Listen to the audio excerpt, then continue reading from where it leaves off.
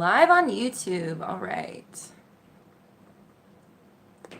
And in the Facebook group. Let me just get everything situated here.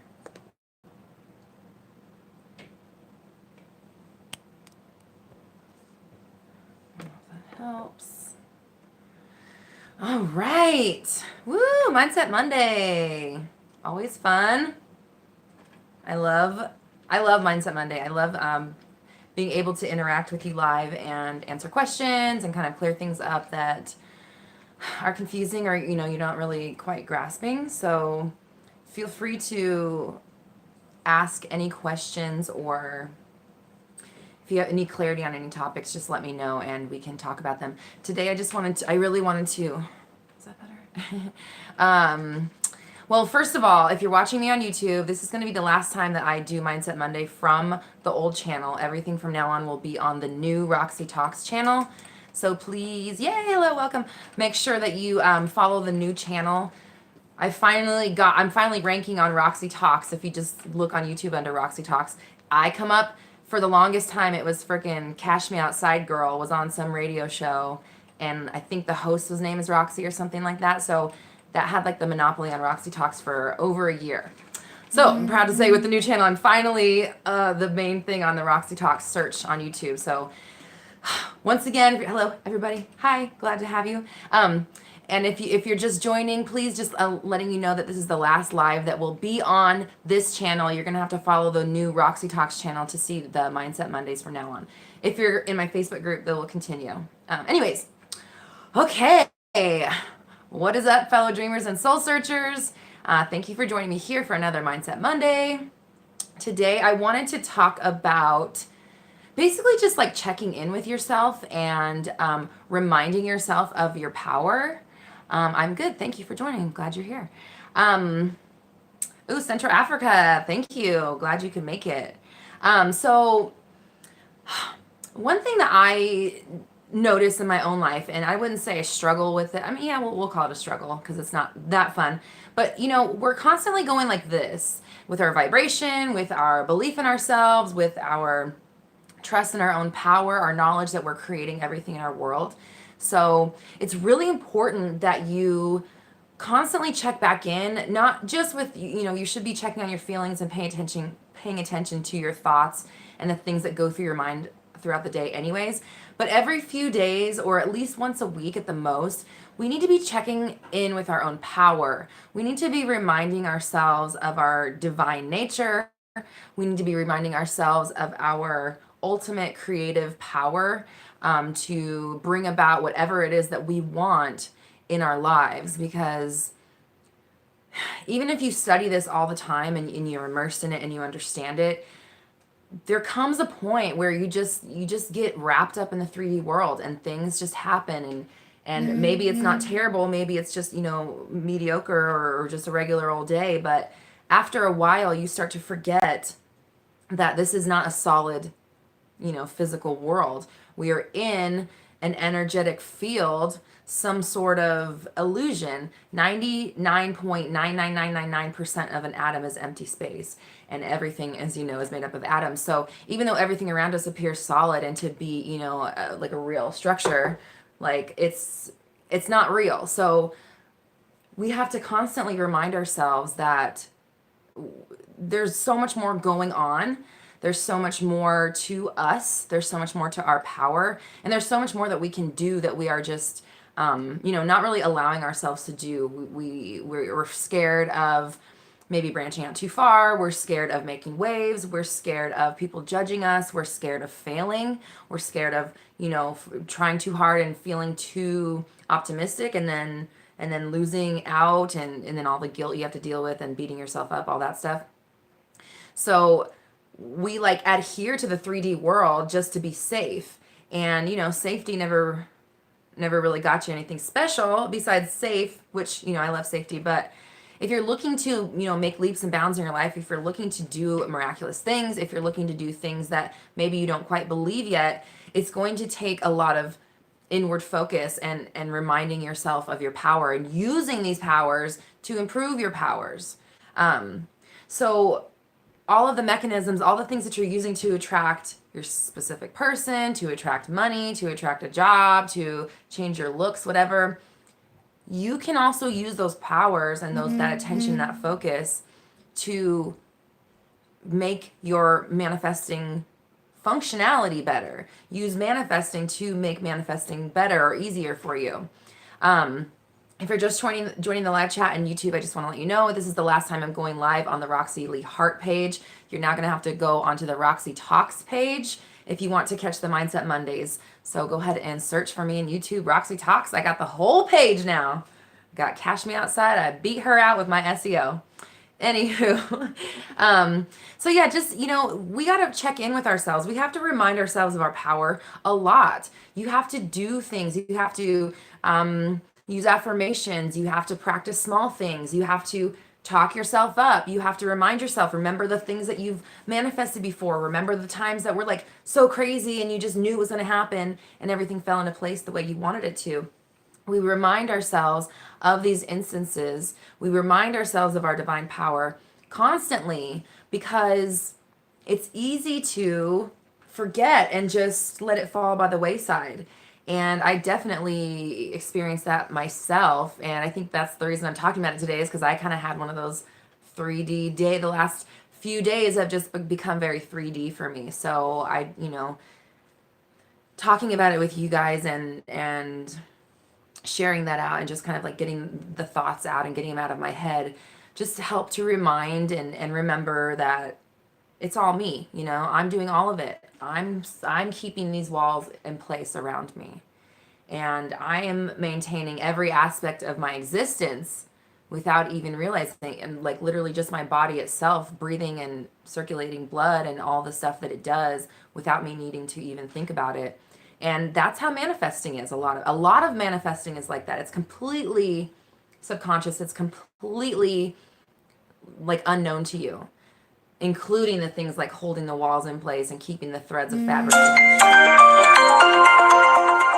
Sorry about that. I had an alarm set.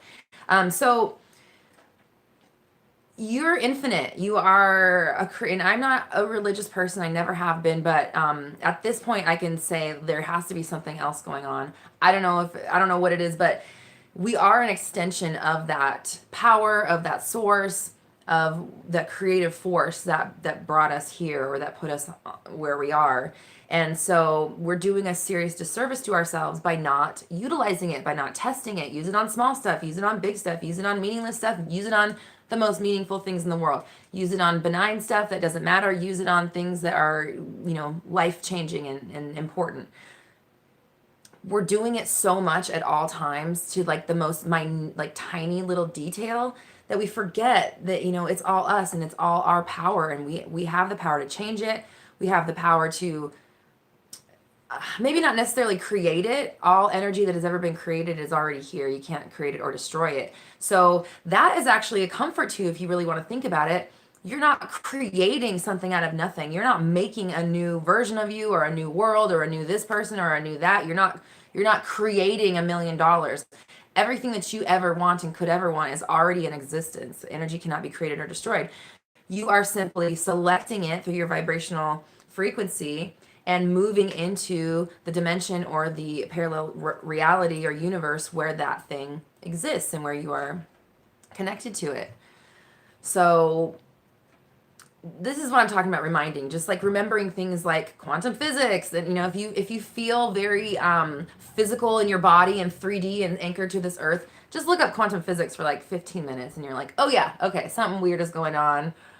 I know that I can do things. I've done things before that have freaked me out. I know that I can do them again. And as long as I keep telling myself and reminding myself, I am the power, I'm the creative power, I'm the only creative power, I'm the God of my reality, I'm the God of my universe, I'm the only God of my universe, I'm the only one in control. Everything is constantly responding to me. The universe is conspiring. Everything in the universe is conspiring for me right now.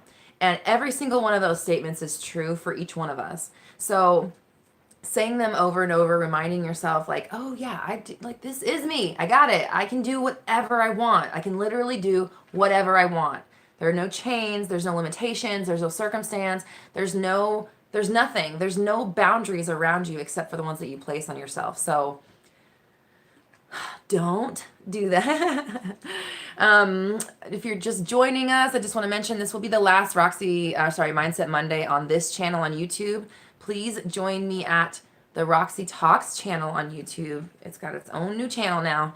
That's where we will be hosting Mindset Mondays from now on. So, and then the Facebook group is still all good. If you haven't joined my Facebook group, the link is in the description below on YouTube. I will say it is a women's empowerment, those who identify as women. So no men, sorry, but it's women's empowerment. But 95% of my audience is women. So, you know, anyways.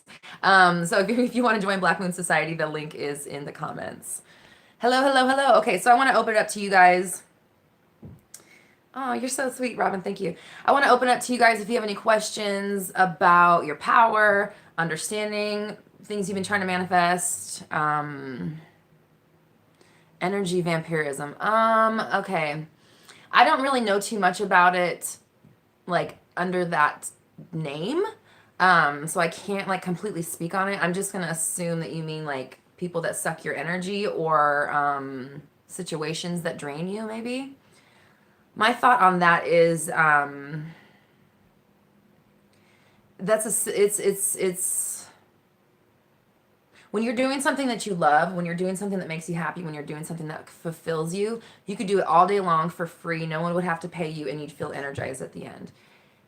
If you don't, if something makes you feel drained or stressed or like you've given all that you can, it's not a good thing for you. If you want to give me a little more like clarity and backstory on what you're asking, I can go deeper into depth. But at least just saying, like, you know, if something is sucking your energy, that's a good indication that it's not something you enjoy. What else you got there, guys? Happy coffee if you're having coffee or tea or whatever. Wine. I used to drink wine all day long. That is why I don't really drink anymore. Okay. Is that what you're saying? Sorry, I also don't have my glasses on, so it's kind of hard for me to read.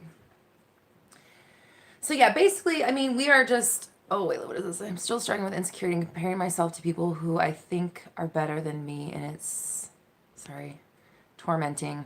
I need to change this mindset because it's getting in my way. Okay, so, you know, insecurities are just like, something happened to you in your past that made you feel a certain way. You reacted to it. You're like, oh, I don't like this feeling.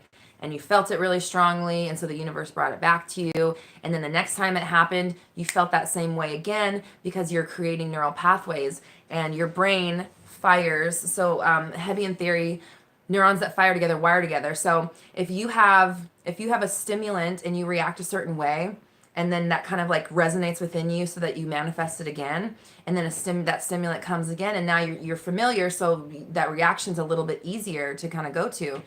The more you get that, and then again you manifest it, and then when it comes back, now you have like a habitual response to whatever it is that's happening. And the more you do it, the quicker your brain is at dishing out that response, because, you know, it's lazy. It's like, oh, this is, you get this trigger, here you go, that's how you deal with it. And it just goes back to doing what it was doing. It's not really there to like help you change things or grow. It's just like a immediate response. So first of all, just understand that your brain right now is hardwired to feel that way. So things that you might be, I'm just going to throw, I don't even know, I'm just going to guess at some things. Like going on your feed first thing in the morning, looking at people who, you know, have exciting looking lives, feeling envious of people you see at school or at work or in your friend group, whatever. Those activities you are hardwired to feel a certain way about. So when you engage in them, it's an immediate response. It's a habit for you. So first of all, you have to understand that you know, you are in a vibrational world. You're in a like a holographic world, like a video game. So anybody else that's in your world is a reflection of you. They are mirroring you, and they can mirror your biggest insecurities. They can mirror your fears, your doubts. They can, you know, ask you questions about things that you're worried about and catch you off guard. There's all kinds of ways that other people show up to us in our lives. But at the end of the day, they are reflecting back to us how we feel about ourselves, how we expect things to happen, how we expect things to go. So because you're so hardwired to feel, insecure or whatever, you're going to manifest more reasons to feel insecure. And then every time you do that, you're like trampling down on your path and just wearing it down, wearing it down, wearing it down. So you got to understand, it's all you. And I don't want to say it's all in your head, like as in you're imagining it, but it's all in your mind. It's all in here. It's all internal. So you not feeling good about yourself is causing you to experience more things in your life to feel not good about. So you're creating it all the time. You have always been creating it. You always will be creating it. But the past doesn't matter. The past doesn't exist. It can't affect us if we don't let it. And you have the choice to do anything in any given moment moving forward. So you could be feeling insecure for 22 years, and then on 22 years and one day you decide, oh wait, I'm doing this, why am I doing this? Like, okay, if I'm creating this, why am I creating a world where I feel insecure? That is ridiculous. From now on, I'm going to remind myself that it's all me. Anytime I feel insecure, instead of immediately going to the response that I would normally take, I'm going to notice it and say, stop, hold on, like shut up, internal mind or whoever's in there. I feel good. I'm awesome. I'm creating this. Like I'm holding all these walls in place. I am infinite. I can do whatever I want, and I am not wasting a second feeling insecure, something that doesn't even exist, okay? Because your unworthiness is an illusion. It doesn't make sense. You chose to come here. You chose to be in the body you're in. You chose to come to the family you came to. You knew what you were getting into. So there's no such thing as unworthiness. Don't even think like that. So remind yourself that it's all you. Like you're doing all of it. It's all of it. So it's really funny when you think about all of the boxes you put yourself in. I can't do this because I'm too short. I don't have the right education. I didn't come from the right family. I'm not in the right country. I don't have enough money. I'm not smart enough. I'm not cool enough. I'm not cute enough. I'm not whatever. All of those things are literally they're not real. And we are holding them in place. We are keeping ourselves in that boundary. We have decided we're not cool enough, and now everyone treats us like we're not cool because we're not. We're not cool. We're not cool inside. I'm not cool. I'm not cool with any of this, so now no one else treats me cool. When you decide, fuck that, I'm fucking awesome. Everybody loves me. Everyone loves to be around me. I'm like the coolest. I'm the coolest thing since sliced bread. I'm the news. I'm the boss. I'm the business. This is my movie. I'm directing it. You're all just actors. When you start thinking like that, and even if you have to force it at first because it'll gain momentum, you are going to create new neural pathways, just like I was explaining how you created that one response that made you feel insecure. Well, now you're going to create a new response. Every time you start feeling insecure, you're like, no, and you're going to tell yourself 5 things that you feel good about yourself. Maybe you're really good at basketball, and you are a great friend, and you can make really good spaghetti. I don't know. I'm just naming things. Like it could be anything that you feel good about. Insert those, like, no. Actually, I'm this, and this. And you make that a new habit. So now when something would normally trigger you, instead of you being like, oh, I'm terrible, I hate myself, you're like, oh, I am awesome. I do all these cool things. I love myself. I am great. I'm comfortable in my own skin because I'm doing it all. I'm doing it all. You can either choose to be comfortable or choose to not be comfortable. And every time you're met with something from your past vibration that might make you slip up or might make you feel that way again, you just gotta, you can create in every moment. So you catch it and you say, oh yeah, never mind. I'm awesome. I'm not insecure ever again. I'm never going to be insecure from this day forward because it's my choice. Everything is my choice. So I did a video on confidence. Actually, I did 2 videos on confidence. If you want to check down in the playlist on this channel, let me know if that answered your question. Sometimes I go off on tangents. I get really fired up and distracted. Okay. I'm going to go do a Facebook question real fast. Okay, you're asking about, you sold your home, you need another place very soon. How do you manifest a perfect place in such a short time and release the resistance? First of all, you cannot notice the time. Cut the time part out of that question. Okay, how do I manifest the perfect place? Period. Well, first of all, you've already found it. I found the perfect place. I found the perfect place. I found the perfect place. Text everybody you know. Ooh, I found the perfect place.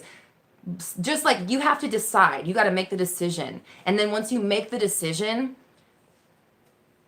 you will be fed. So once you make the decision to do something, you're sending out a declaration to the universe. It's a manifestation. It's going to come back to you. You will then be led down your bridge of incidents or whatever, your series of events that leads you to your manifestation, or however you get there. It can happen instantly if you get there right away.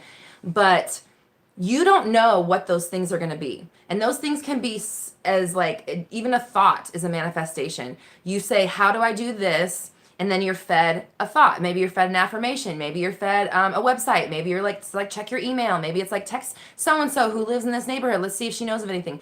You will get an impulse, even if it's just to, like, I've had a question where I was asking over and over, and then I let it go. I just stopped asking. I did something else.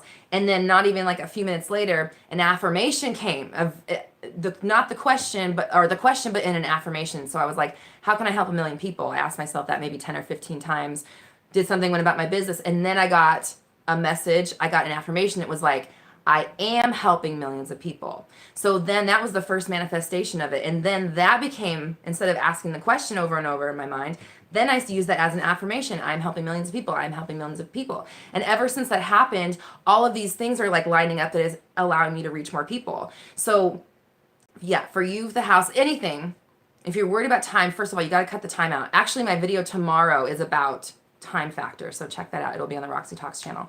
Oh yeah, and let me just say, if you're on YouTube, this will be my last Mindset Monday from this channel. You're gonna have to go on the Roxy Talks channel to do Mindset Monday from now on. So cut the time part out. The time is only communicating to the universe that you don't have it. It's making you question it. It's making you doubt it. And you manifest what you are, not what you think about, what you are and not what you want. So even if you want a really nice place, if you're communicating, where is it? How long is it taking? What's going on? Where is it? How am I going to find it? That's what you're going to get more of, that exact feeling. So we found the perfect place. Oh my God, I can't believe it happened. It happened so easily. Everything just fell into place. It lined up so easy. I didn't even really have to do anything. I just said, hey, we found the perfect place. And then the perfect place came. Because if there's anything I've noticed that with this works out more than anything, I feel, is like moving. And it's like you can look for months and months and months and months. And then the very last week when you're about to be evicted, something simple just falls into place. And it just and like I've seen that happen. It's happened to me several times. I've seen it happen to so many people. And it always seems to happen with moving. So like, don't even stress about it. Just, you found it. You have the perfect place. It's got everything you want plus and more. So just like, don't worry about it. Don't worry about the time. There's no time. It's not, you will be fine. You're not going to be homeless. Like we found the place. We found the place. Text everybody, and then follow your instincts, follow your impulses from that point on. Whew. Okay. Sorry. I get fired up. Vampirism is related with narcissistic personality disorder. Okay. Well, this is a weird one because you're attracting it. You know what I'm saying? It's all you. So if you are encountering narcissistic people in your life, probably because it's that kind of a person, you might be putting out some sort of, and I'm not judging you, I'm just as like a typical, my first thought would be like, you are exhibiting some sort of victimization behavior, because those kind of people can spot that a mile away. So if you're finding yourself running into these type of people, you need to start looking within and find out what is it within you that is attractive, because it's like a supplemental relationship. Two narcissists don't attract each other because they're not going to worship each other. This one needs to be worshipped, and this one needs attention, love, whatever, stability. There's all kinds of things that might cause you to feel like you need your needs aren't being met. And this type of person that's a narcissist that is like feeds off harming people, they can smell it a mile away. So whatever you're doing in here that is attracting that out, I would start looking at that, looking internal there. Oh, I've been getting signs for a year, but haven't received the manifestation itself. What should I do? Am I doing LOA right? It's going to have to do with your self-talk or what you believe is possible. Your technique is probably not wrong. It's not really ever the technique. I mean, sometimes it's the way you're phrasing your affirmations, the way you're visualizing the scene you're visualizing, but generally it's about what you're telling yourself mentally. So give me a little more insight into what, like, your actual thought. What are you saying to yourself when you're thinking about this thing? Okay, what do we got here? How to stay in your power with everyone as you pushed out. I've done it successfully, and other times when it comes to my guy, I get tripped up. Honestly, it's a constant reminder. I think that that's the real key. Well, repetition is the key for everything. And you know that. Like if you want to be good at soccer, you're not just going to go and buy a ball and then be like, "Hey, I'm good at soccer now." You're going to go and play every single day until you get better. It's the same thing with manifesting. Like you have to like train your mind to reach for good thoughts and then just say them over and over and over and over and over and over and over. And when you notice you're not saying them, you start saying them, and you want to slip them in places when you're like washing dishes or driving or doing something mindless where your conscious mind is kind of already out to lunch. So your subconscious is driving the ship. That's a really good time to start daydreaming on your scene or to put inserting your affirmations. Or if you're with your guy, I would have some affirmations, like beliefs or things that you want to experience in your relationship, and have them on the regular so that you can bring them. And I do that for everything. I always like, I know what I'm either I know what I'm affirming or what I'm manifesting, and I'll have some things to say, or I have like go to like just, oh, I'm feeling like this, I'm gonna put this one into play. So I would say like write them down, keep them around, and then say them over and over and over so it becomes a habit. But with your guy, like I'm not with that, if you want to give me some actual like issues, I can give you specific things to say. But basically, with a relationship, like so and so is always thinking of me. They're always thinking of ways to make me smile. I'm the first thing they think about in the morning and the last thing they think about before they go to bed. They're always conscious of how they treat me. They're always conscious of how my behavior affects them, or how their behavior affects me. When they're with someone else, all they can think about is the next time they can see me. They think I'm the most beautiful person in the room. They can't take their eyes off me. Stuff like that. That's super general. That's just like what I tell people that are trying to manifest, like a specific person. But again, with your guy, if you're having issues, I would say pay attention to what's going on internally. Keep check on your feelings, and then make it a point to use affirmations in your relationship. Like use them for the rest of your relationship. Use them for the rest of your life. Like they are so powerful because every thought is an affirmation. You're already doing affirmations all day long. 60,000 plus a day affirmations are going out. So think about if you like are somebody that tends to like doubt yourself or to like talk bad about yourself. Ugh, I'm ugly, I'm fat. Why doesn't anyone like me? Why doesn't anybody blah, blah, blah? Those are all affirmations. You're continually affirming over and over and over and over and over and over and over that that's your life. So if you're getting with your guy and you're like, why is he like this? He's always like this. Why does he do that? Why is he doing that? Why can't he stop doing this? Why is he doing that? Why does he do that to me? Guess what? You're attracting what you are, not what you want. So you're just going to keep creating more and more and more and more reasons to feel, why is he acting like this? Why is he acting like this? Something shows up. Ugh, why did he act? Why did he do that? Whatever it is. So, change your affirmations, change the repetitive thoughts that you're using, insert them during times when you're like in the shower, when you're making coffee, in the very early in the morning, when you're like, again, when your conscious mind is like out to lunch, you want to insert those affirmations and just play them over and over. And then definitely you want to flip your thoughts when you catch them, when you have the negative thoughts about your dude.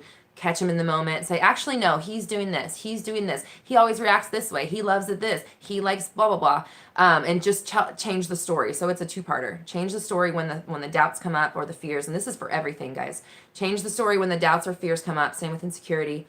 And then also, part two, use your affirmations. I'm this. I'm awesome. He's awesome. He does this, whatever. When you're doing mindless things, when you're already like kind of out, checked out. So make it a habit to then in that way, both of these things are making your brain making good thoughts habitual. Your brain's going to start reaching for good thoughts now, only because you're wearing down that path. You're creating new neural pathways. You're creating new habits, and your brain is lazy. So once it starts to be like, okay, now every time this happens, I think a good thought about my man. That's going to be habitual. And because you're thinking good thoughts about him, you're going to be manifesting more things to think good thoughts about him about, if that makes sense. Okay. If you're just joining us on YouTube, I just want to let you know it's the last Mindset Monday on this channel. All Mindset Mondays from now on will be on the Roxy Talks page. So please follow. And if you're not in the Facebook group, you can join it in the link below, Black Moon Society. It is a women's empowerment group. We do talk about manifestation, so I apologize to any of the, I'm just going to go ahead and say cis boys, okay? Well, yeah, it's women and those who identify as women. Let's just say that, okay? All right. How do I say this without excluding people, but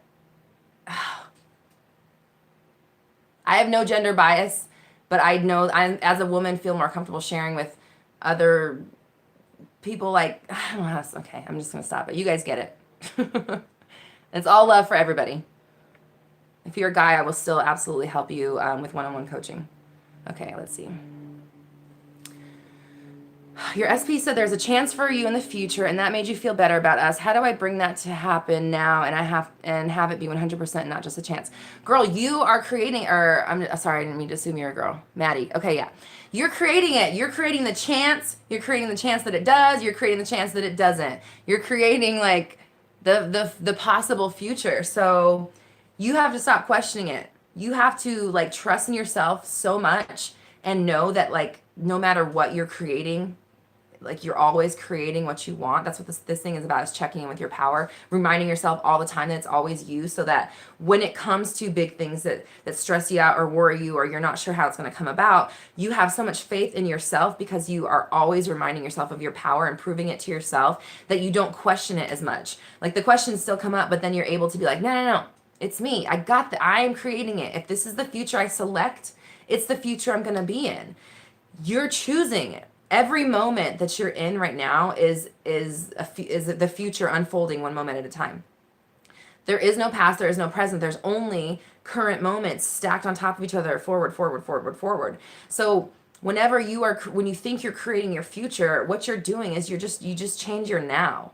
You have to change your now. You have to, again, wear the path down. You have to make thinking the good thoughts, make looking at your future that you want the norm.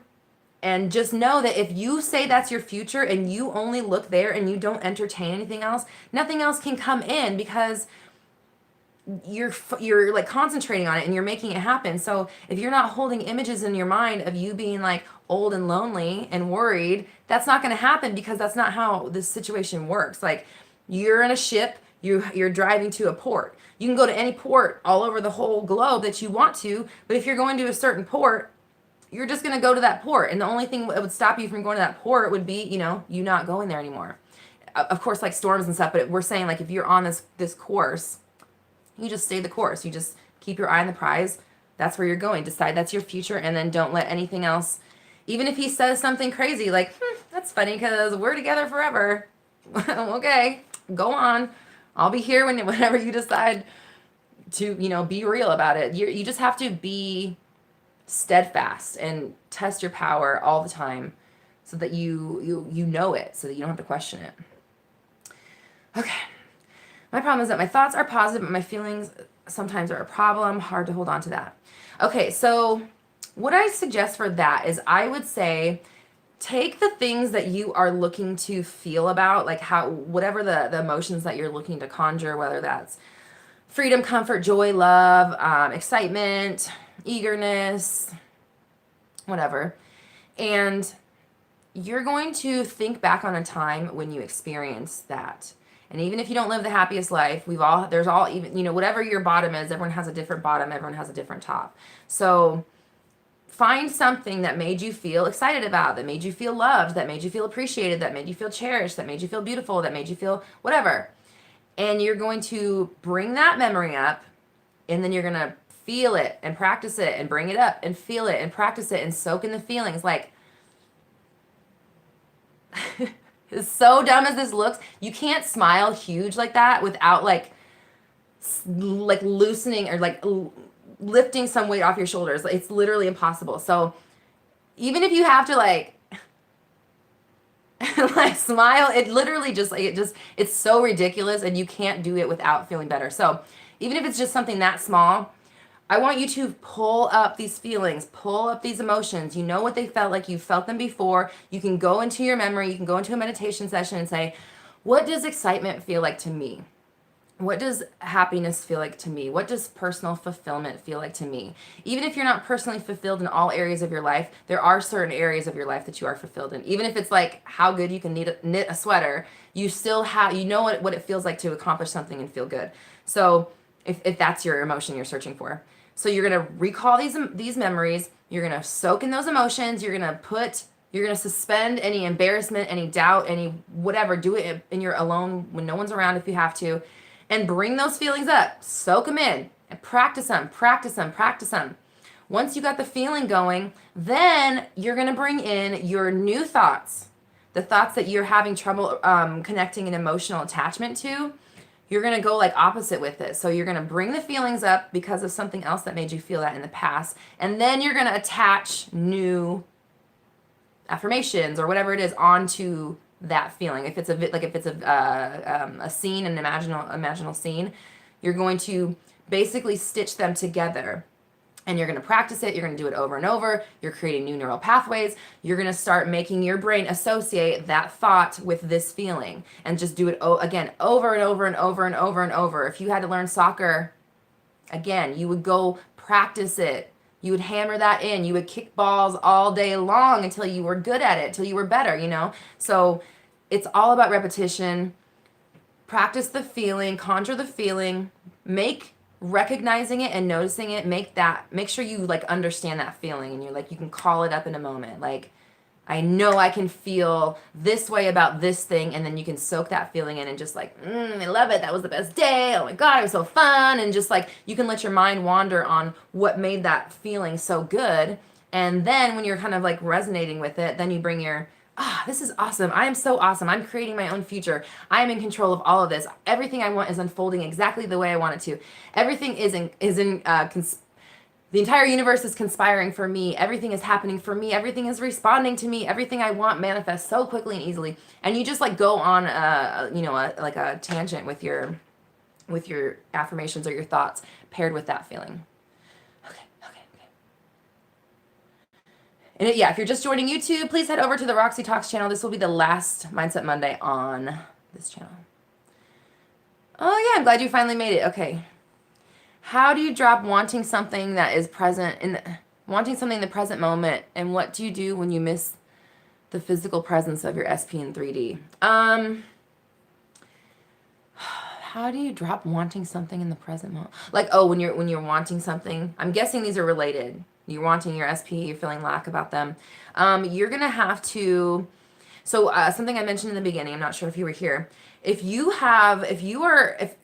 broken up with your SP or whatever, and now whenever you think about them, you feel a certain way. Every time you think about them, you're creating a habit. You're creating a neural pathway. You are now hardwired to feel sad or neglected or whatever whenever you think about this person, because your brain has made a connection. So you have to start being really diligent in the moment. You need to have things like I just talked about, have things that you know make you feel good so that you can conjure the feelings up and then pair them with your affirmation about how awesome your life is or how much your person is thinking about you. Or completely switch the subject to something else that you're manifesting, something else that you want, something else that makes you feel good. The point is you have to be really diligent with yourself. You have to pay attention, and you have to be willing to force yourself. Because in the beginning, it's forcing yourself. In the beginning, like, you're telling a new story, you're lying to yourself, and you know it. But it's like, what's the harm? If you lie to yourself and it doesn't work, okay. But if you lie to yourself and it works, now your life is way better than it was. So be diligent. Be willing to suspend logic. Logic is ridiculous. It's not real. Be willing to suspend your logic. Be willing to force yourself to think good thoughts. A lot of people I talk to, well, it's hard. I don't want it. It's so hard to think good thoughts.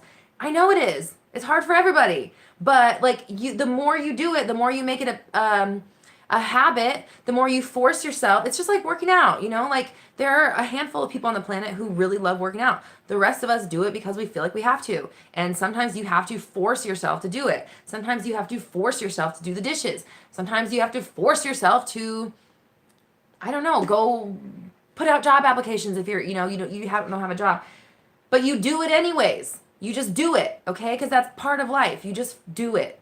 But the more you do it, the better and easier it becomes. So you have to remain diligent. When you're sad, you're missing your person, don't wallow in it. Don't allow more thoughts to be manifested, because you're creating more. It's a perpetual motion machine. So if you start feeling sad, no, self, we're not doing it. I'm in control. You're always in control. You're not a thought. You're way stronger than one thought. So to think that a thought has power over you is just giving your power away. There's no way a thought is greater than you. You are not a thought. You are not your thoughts. You are much more than that. So no, self, You got to be a disciplinarian. You need to catch yourself. You need to pay attention. You need to care enough about yourself to do this work, okay?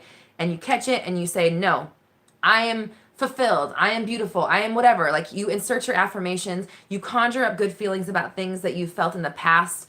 Pair that with your new thoughts so that you can start making new habits, new neural pathways, new channels, and your brain will become hardwired to think good thoughts when you think about whatever it is. Or to think, positively, positive expectancy instead of a negative expectancy. Whew. All right, let's see what we got on Facebook.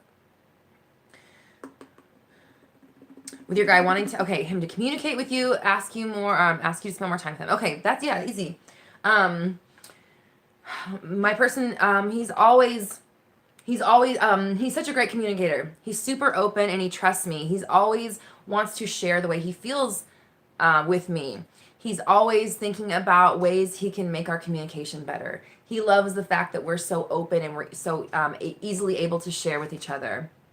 What else was I saying? He's always asking me to hang out. He's always asking me first. He's always planning cute little dates. Just like things like that. Like, all you have to do is, so your problem is that he's not communicating with you and he's not asking you to spend time. So you take that, you do the opposite of that. So he's communicating with you and he's asking you to spend time with you, and you just turn that into an affirmation. He's always asking me to hang out. I have to turn him down. He asks me so much. It's kind of getting, it's getting a little clingy or whatever. I mean, maybe don't say that. you don't want the repercussions of that. But, he's always asking me to hang out. He asks me to hang out like 6 times a week. Just tell a new story and then just say it over and over and over and over and over and over and over and over and over. Lie to yourself if you have to. Who cares? What is that that's not gonna harm you. If anything, it's gonna soothe you and at least make you feel better. And then when you feel better, better things can come through. And then people can show up the way they're supposed to because they're reflections of you. So if you feel I'm like, you have this aura of communicating is hard, nobody wants to hang out with me, even though, or he doesn't want to hang out with me. That's the aura you're putting out. That's what you're sending to the universe. So change that. He always wants to hang out with me. He communicates so well. He tells me everything. He's told me his deepest, darkest secrets. Just switch whatever it is that you are fearing or doubting or worrying about. What's the opposite? Turn that into an affirmation. It's honestly really easy. Okay, what we got here on YouTube? I'm trying to go back and forth. Yeah, if you're just joining us, please just be advised, this is the last Mindset Monday episode on this channel. We will be moving to the new Roxy Talks channel from here on out. Yeah.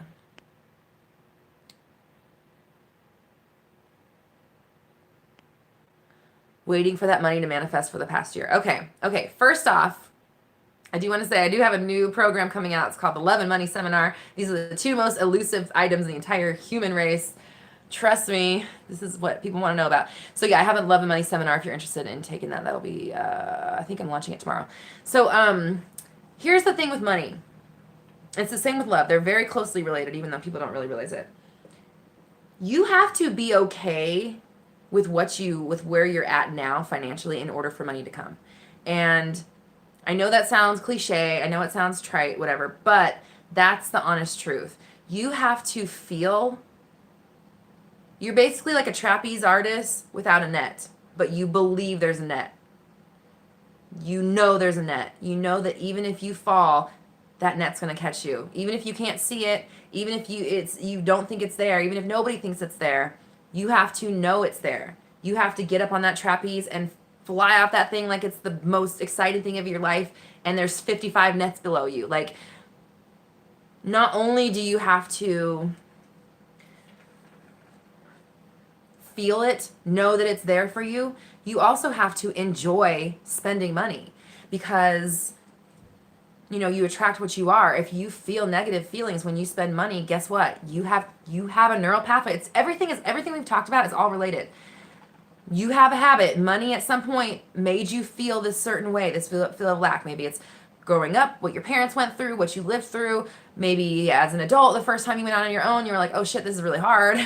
Whatever it is, you now have a story about money that has a habitual, you're hardwired, your literal brain meat is wired to think lack, doubt, whatever feelings whenever you think about money. So You have to feel good about spending money. You have to feel so excited. You have to be so glad that you had the money to spend on that bill. Thank God oh yes, I got my power on. Woo! I can see, I can watch this live stream. Like, you got to feel good when you give that money away. You have to, like, and you give it away feeling good because you know that it's coming back to you. You know that it's out there. You know your safety net's below you. Even if you have $1 in your bank account and you don't know how you're going to pay anything, that can't be your mind frame. So it's just like everything I was talking about today. You have to make new neural pathways. You have to make new habits, make new ways of thinking. You have to have positive feelings about money, positive expectancy about money coming into your life. It's not just about like, I'm manifesting it. You've been manifesting it for a year. What I see is you've been pushing it away for a year.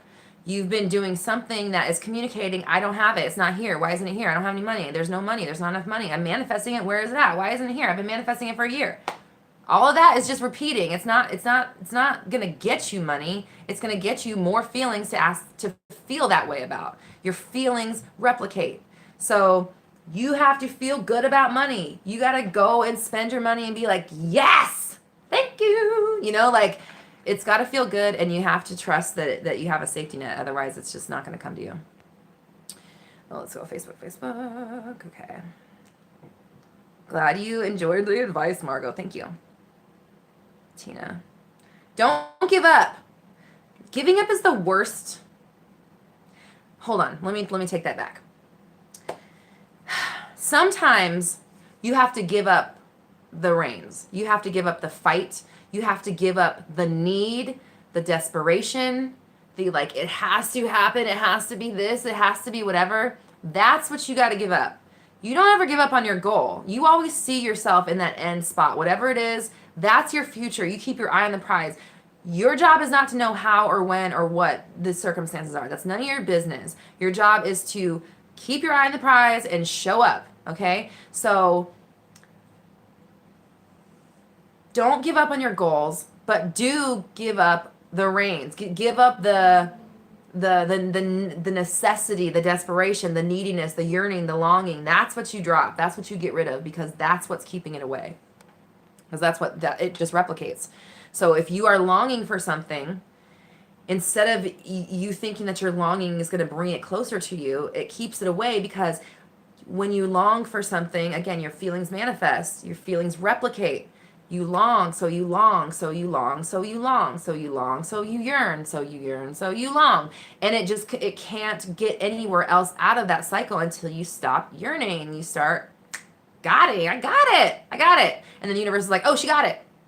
Wait, shit, it's not there. It's like a black hole's it's a black hole's created. You're creating like a vacuum, a vortex. So if you're saying, I live in this dope ass house, and the universe is like, you feel it to your core, like you live there no matter what, because you know your needs are taken care of. There is no time. So it's, in some reality, you are there.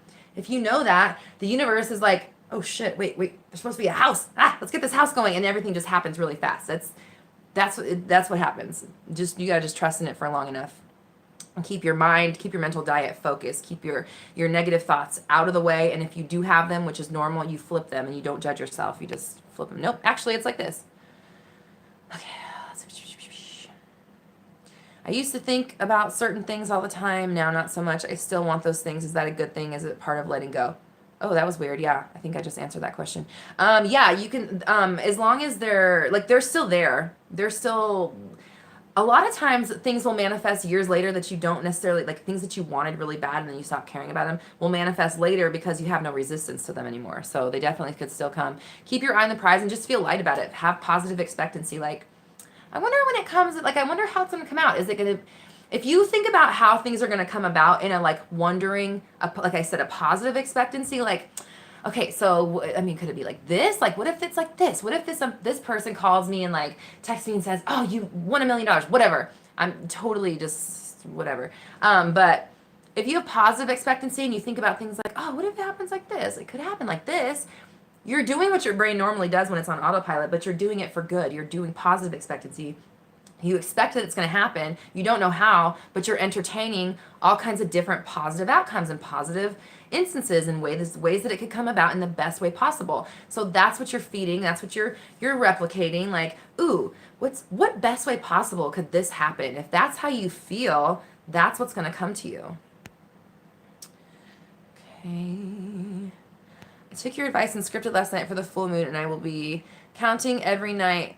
Sorry, I don't have my glasses on. And I dreamed about it, and I'm so happy. Oh, that's awesome. Okay, if you dreamed about it, it's in your subconscious. You know that you have done it right. You're on the vibration. Stay there. Stay positive. Stay diligent. Don't let yourself slip up. And if you do, pay attention and catch yourself as soon as possible, and then go back into your affirmations. All the stuff that you scripted about, those are all affirmations that you can use at any time. You can just go through your notebook. So that's the cool thing about scripting and having a notebook that you write in, is because, like for me, I write in themes of the day. Whatever I'm thinking about that day or whatever I'm going through that day is usually what I script about at the end of the night. So if I have another day where I'm thinking about money or career or interpersonal relationships, if I can't, usually, I mean, I always make new ones, but if I wanted to go back, like, ooh, what's an affirmation for that? You can go back in your journal or whatever and read your whole scripting, and you could find affirmations that resonate, and they resonate with you because you wrote them, you created them, you put them in your own words. They're exactly how you would say them. And then you say them over and over and over and over and over and over again, and now you have a good affirmation based on something that you are connected with. Okay. Does living in the end change my limiting beliefs? Yeah, it can. It can, in a sense of like, as you're living in the end, as you're seeing, other manifestations come to pass, you are building your faith within yourself, you're recognizing your power, you're seeing how things unfold that come from within you. And as you go on that path, as living in the end, you're starting to like realize that it's all you. That can in itself just break down those limiting doubts, because you're kind of like, oh yeah, that's me. All right, cool. I don't have to worry about this anymore because now I understand that it's me. But if you still find them creeping up, then you're gonna have to address them, like individually. Not individually, but address like the overall theme and insert new beliefs and practice them over and over and over and over and over and over and over. That's going to be, I'm going to make a shirt that says that. Over and over and over. Okay. How do you know the universe is answering you if a specific person is the one for you other than seeing their name everywhere? Well, you have your answer right there. Everyone in your world is a reflection of you. It's a mirror of you. It's a hologram of you. It's a video game. You're in an energetic field right now. You're not in a solid world. As solid as it feels, this is just electrons moving really fast against each other, so fast that they're causing friction that's making them bounce off of each other. That's what makes things solid. So 99.9999999% of an atom is empty space. Everything around you is an illusion. So all the people in your life are responding to you. You're in the control seat. You're the player one in your video game, and no one else has a controller. And then we each have our own, but we're in our own separate games. So you are dictating that relationship with that person. Let me read your exact question again so I can see if there's any indicators of what you're feeling. Okay. Well, just the fact, how do you know that the universe is answering you? I would say that you're probably looking for signs. You're wondering where the person is. You're wondering if your manifestation's working. You're wondering, if it's going to work, if you're doing it right, if it's even possible. So the fact that you're asking questions just tells me that more questions are being manifested. So if you're in a question mode, if you're in like a questioning vibration, you get what you are. You're going to create more questions, more questions, more questions, more questions. What you need to do is stop the questions and just decide. Live in it, accept it, soak it in, take it. This is it from now on. This is it. This is my relationship. We're together, period. And then you go on your affirmations or you use your scene, or, that's when you can bring in your manifestational tools. But that stuff just helps you kind of stay in the vibration. It's all about the mental, like a switch. You decide that it is that, and it can't be anything else from now on. You're not going to entertain any other circumstance or reality or anything like that. It's this. It's going to be this. No matter what happens to me, I know that because I'm selecting this, I will eventually get there. That's how it works. Like anything you set your, like they say, it's a cliche. If you set your mind to anything, you can achieve it. as long as you stay the course, as long as you don't doubt yourself, as long as you don't allow the fake 3D world to impress upon you, to like sink in, you're going to be fine. And if it does, that's okay. You don't have to beat yourself up or worry, because in every moment you're manifesting, every moment you're looking forward, you're never looking back. So even if you spend an entire day feeling like shit about this thing, the next day, if you say, okay, no, what am I doing? I'm creating it. Why would I create an entire day of pushing my person away? No, I'm creating it. They are mine. They're a reflection of me. And you need to feel okay in yourself. You need to be, not only are you making them the version of them that you want in your relationship, if you have this beautiful relationship that you're using as your end scene or whatever, you have to become that version of you too. Because if you're needy or longing or desperate or feeling neglected or whatever, those feelings replicate. And even if your person does come into your life, you're going to manifest those into your relationship.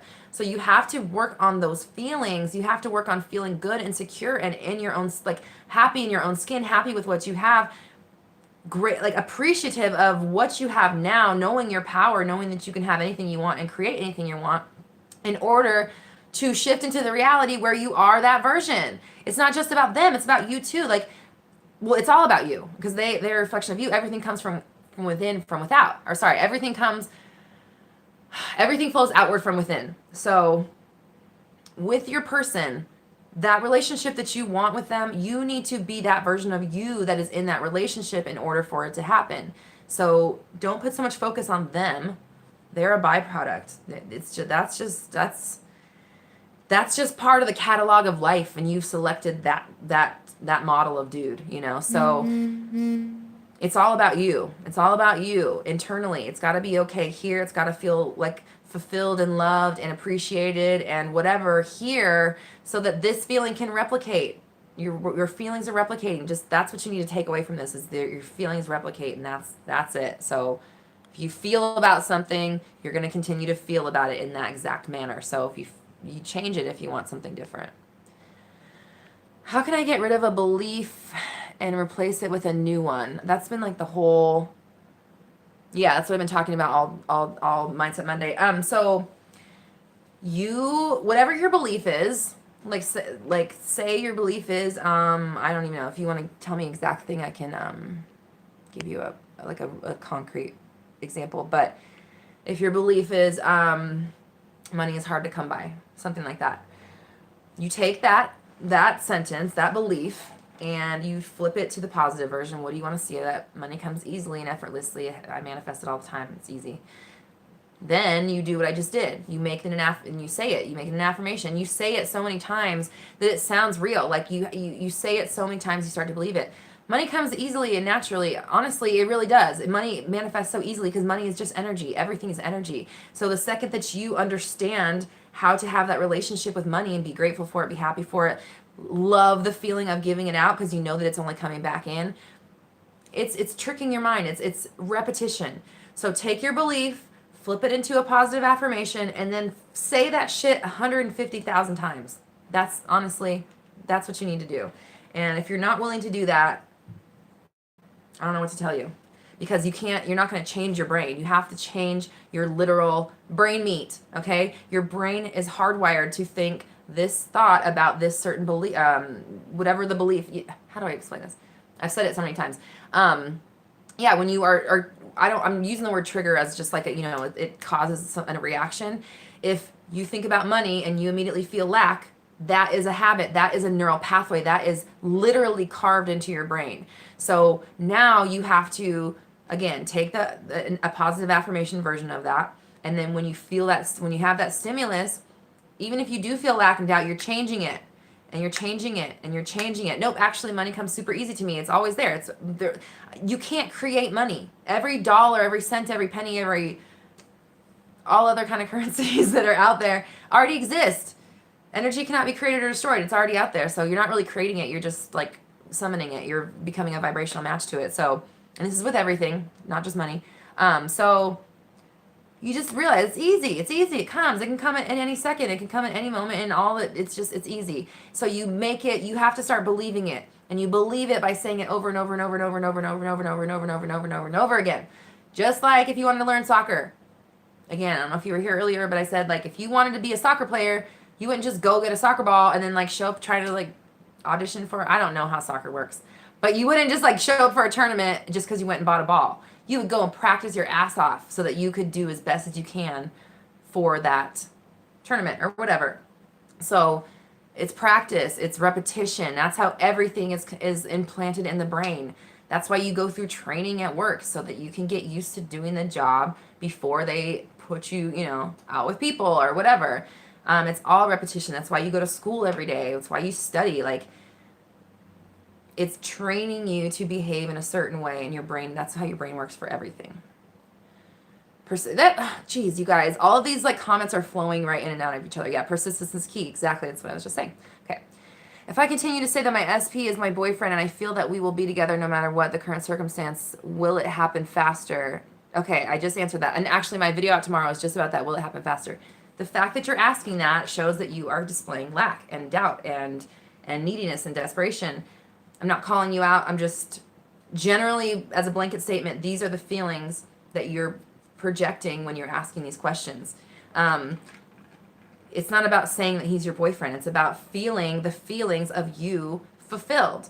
You have to feel fulfilled. You have to feel fulfilled in the way that you want him to fulfill you in order for him to fulfill you that way. So it's chicken or the egg, but you have to feel it first.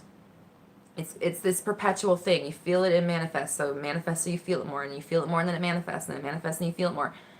But if you want to change the way something is behaving now, you have to create new neural pathways, but you have to feel it. And I was saying earlier about conjuring the feeling. Feel something that makes you feel secure and comfort and appreciated, or whatever that you're looking for. Find something in your past that you can recall that emotion so that you can soak it up, practice it, conjure it, know what it feels like, be able to call it up in any moment, and then pair that with your vision of you and your person and create a new way of responding to that person. Instead of thinking, why isn't it here? You're like, ooh, I love the way it feels to think about them. They're so caring. They love me so much. We have such a great relationship. And then you leave it at that. Or you say it 150,000 times to make it sink in. It's all repetition. Okay. I found out he was with someone last night. I didn't want to feel that into reality. Okay, you already are. You already did. She's there or he's there, whatever.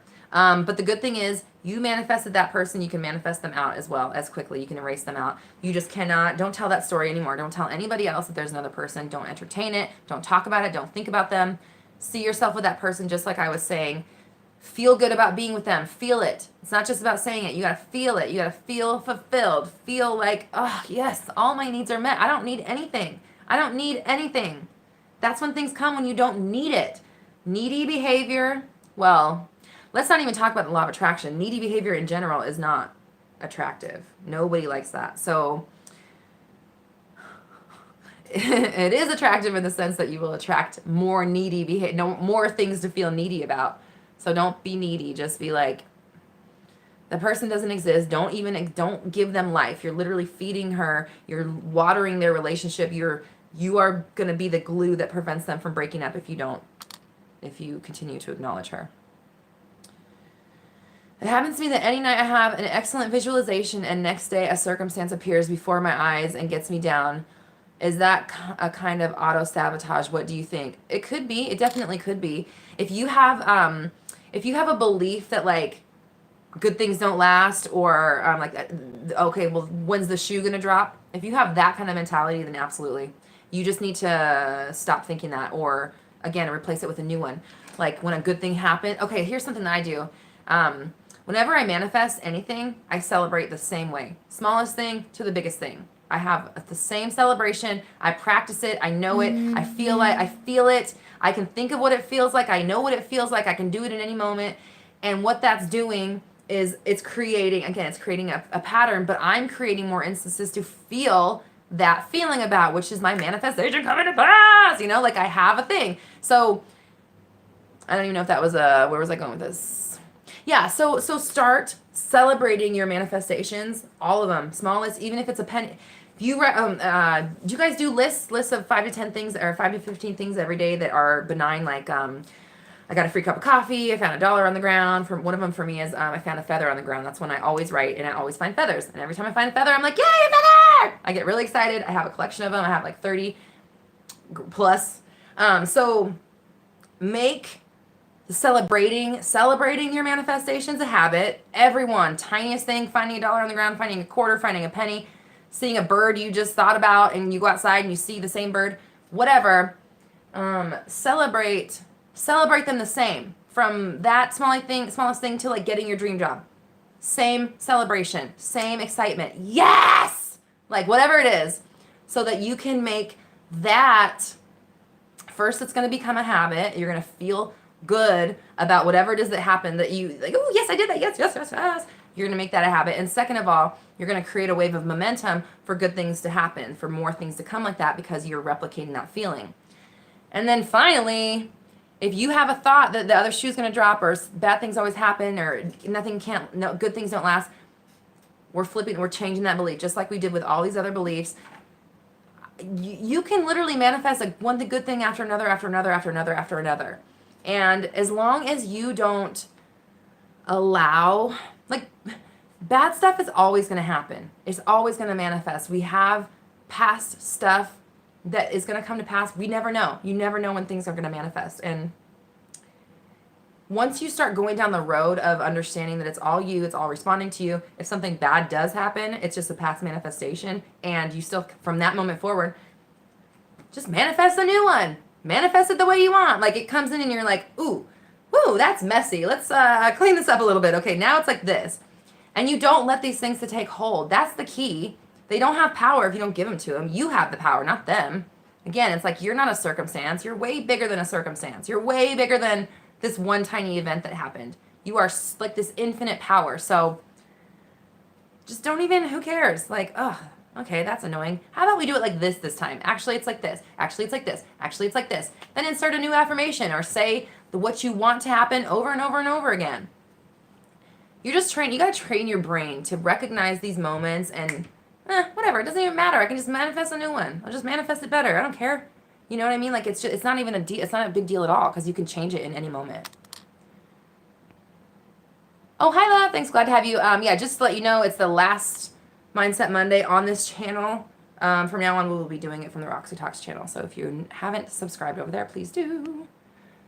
Oh, you found a feather! Yay! Yeah. Oh, are you laughing at me? Or did you find a feather? Either one. I'm excited because now I manifested a feather in text form. Okay, what do we see?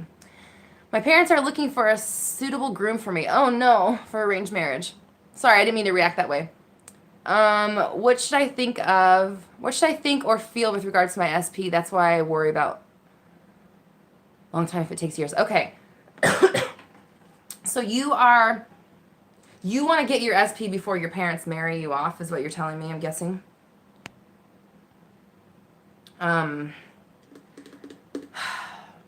What you're going to have to do, I think the cleanest way for you to do this is just to decide that whoever you marry is going to be the perfect person for you.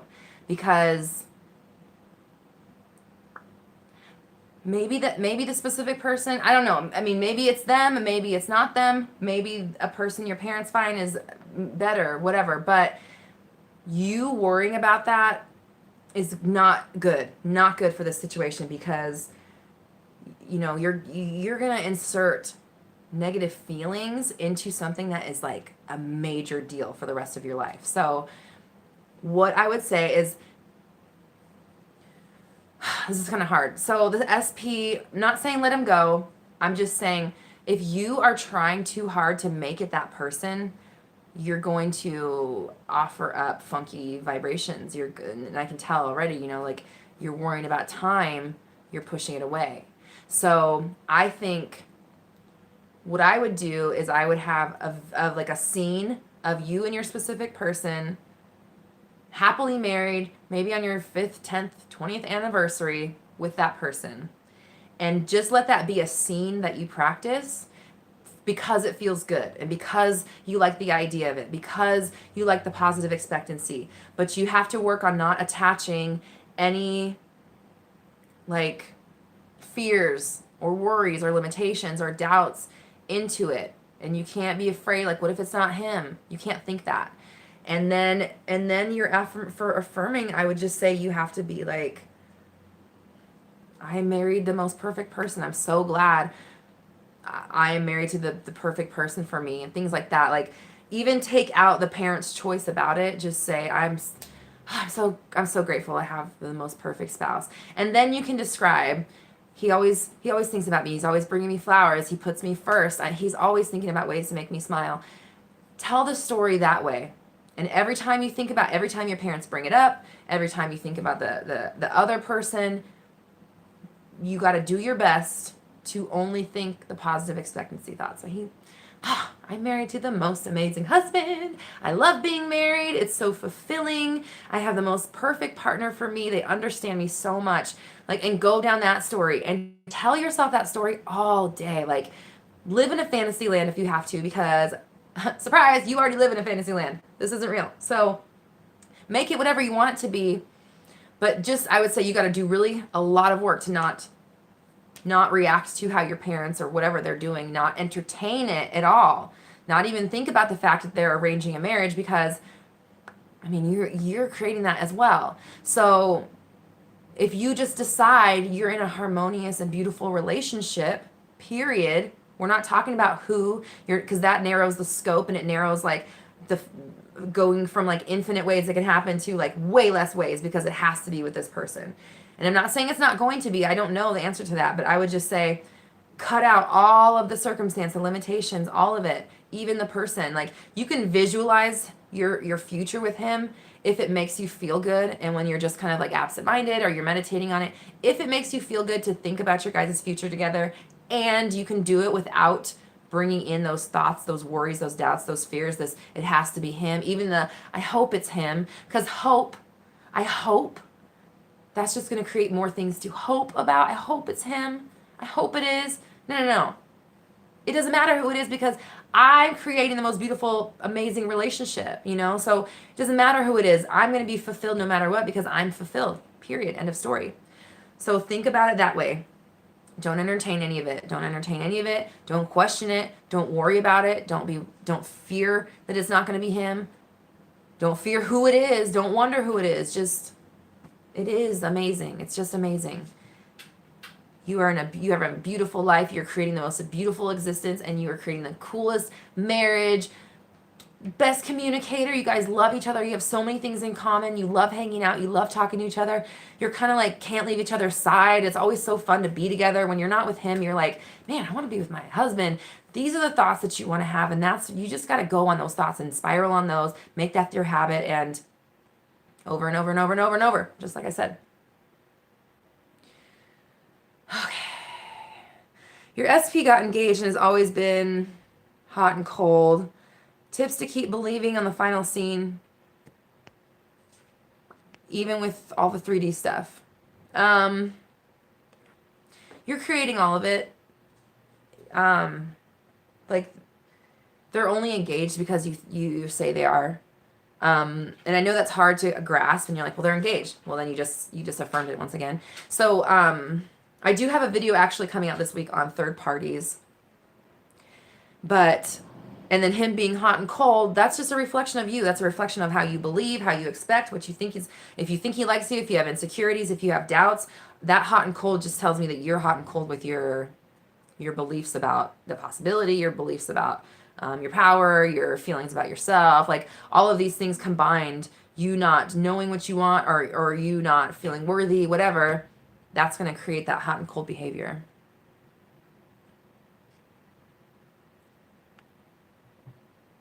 Yeah, don't hope when deep inside you know. Exactly.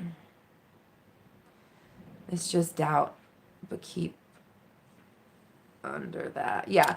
Okay, this is another thing I've kind of just looking at everything in a different way. All of this law of attraction stuff, all of this manifesting, you're doing it at all times. It's natural. It's as natural as breathing. It's as natural as your blood pumping through your veins. It's so natural. It's like brain function. It's so sub-level that you don't even know it's happening. Just like the mechanisms that are keeping your body going that you're not even aware of. That's exactly how manifesting is, and it's happening all the time. in every moment. Your perception and focus and belief that you're inside or you're in your car or you're at work right now is what is keeping those walls in place, literally. So I forgot the question. Oh yeah. So all of this manifesting stuff, all of this practice of law of attraction, whatever, all you are doing is learning how to turn down the dial, turn the volume down on your doubts. That's the whole thing. Your insecurities, your fears, your doubts again, like all of that stuff, you're questioning. The whole point of this, all you have to do is turn that down because you're already manifesting all the time. This isn't about learning how to manifest. It's not about learning how to use this power. You're using it. You're using it right now. The fact that you're watching this video means that you manifested it, okay? You needed to hear this message or whatever. So turning down the dial, think about it as turning down the dial on your doubts, lessening the doubts, trampling down a new path. Like the doubts and the fears and the limitations, all of that stuff are what is keeping you away from everything that you want. The 20 fucking billion dollars, the person that you love, the perfect body that you love, the perfect house, the perfect everything. The only thing that separates you from that is your doubt about how you can have it or if you can or what kind of person, whatever. So that, I mean, if you need to look at it that way, it's just like, okay, I can have it. I already have it. The fact that you can conceive of it means that it exists somewhere in a reality somewhere because, again, energy can't be created or destroyed. You can't make something appear out of thin air. If you do make something appear out of thin air, what's really happening is that you're shifting into a universe where you already have it. So, or a parallel reality, whatever.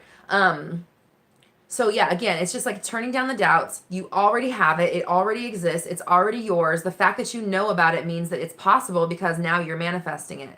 So yeah, you gotta remind yourself every day, you're the power. It's always you. It's always been you. It always will be you. Everything is responding to you constantly. Okay, good. Good. I'm glad this works for everybody. Yay. Okay.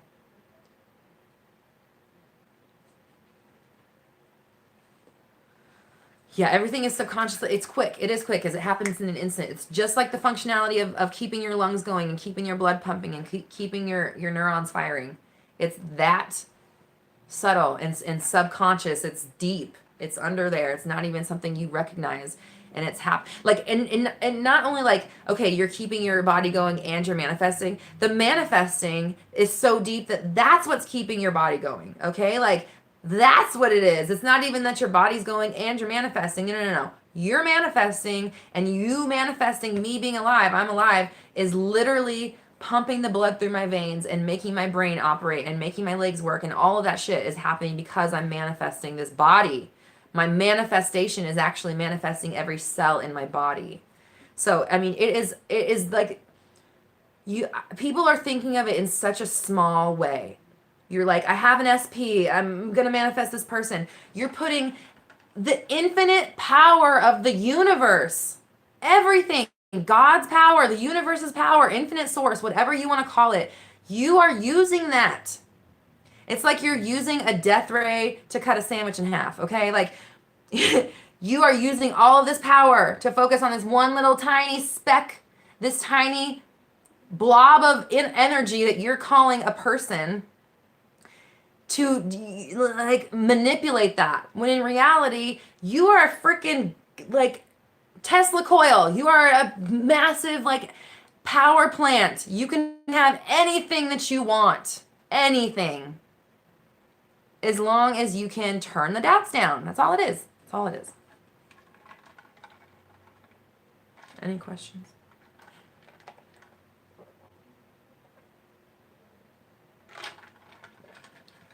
I'm going to take this moment to say, if you are watching on YouTube, this will be the last Mindset Monday on this channel. You're going to have to join the Roxy Talks channel. Just search Roxy Talks, and I finally come up on the top. I did a lot of SEO to get there. For a while, it was the Cash Me Outside girl, and it was not fun. It wasn't fair, but we did it. We manifested it. So now Roxy Talks has its own channel, and now Mindset Monday will be happening on that channel from now on. And if you haven't joined my Facebook group, Black Moon Society, please feel free to join down in the comments. It is a women and those who identify as women empowerment group combined with law of attraction. So please feel free to join Black Moon Society. The link is below. And make sure that you join me on the new Roxy Talks channel so that you can see Mindset Monday from this week forward will be on the new channel. If you're new here. Okay, any other questions, guys?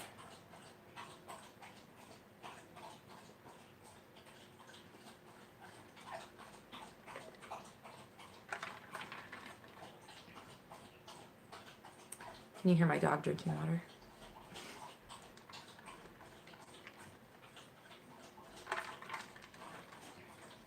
Okay, I'm also going to take this moment to mention I have a love and money seminar coming out. It's going to be a 2-part class. And they'll be a week apart, each class, and we're going to be focusing on the 2 most elusive items in the human race, love and money. They are more connected than you think, and that will be launching tomorrow. So on tomorrow's video on Roxy Talks, the new video.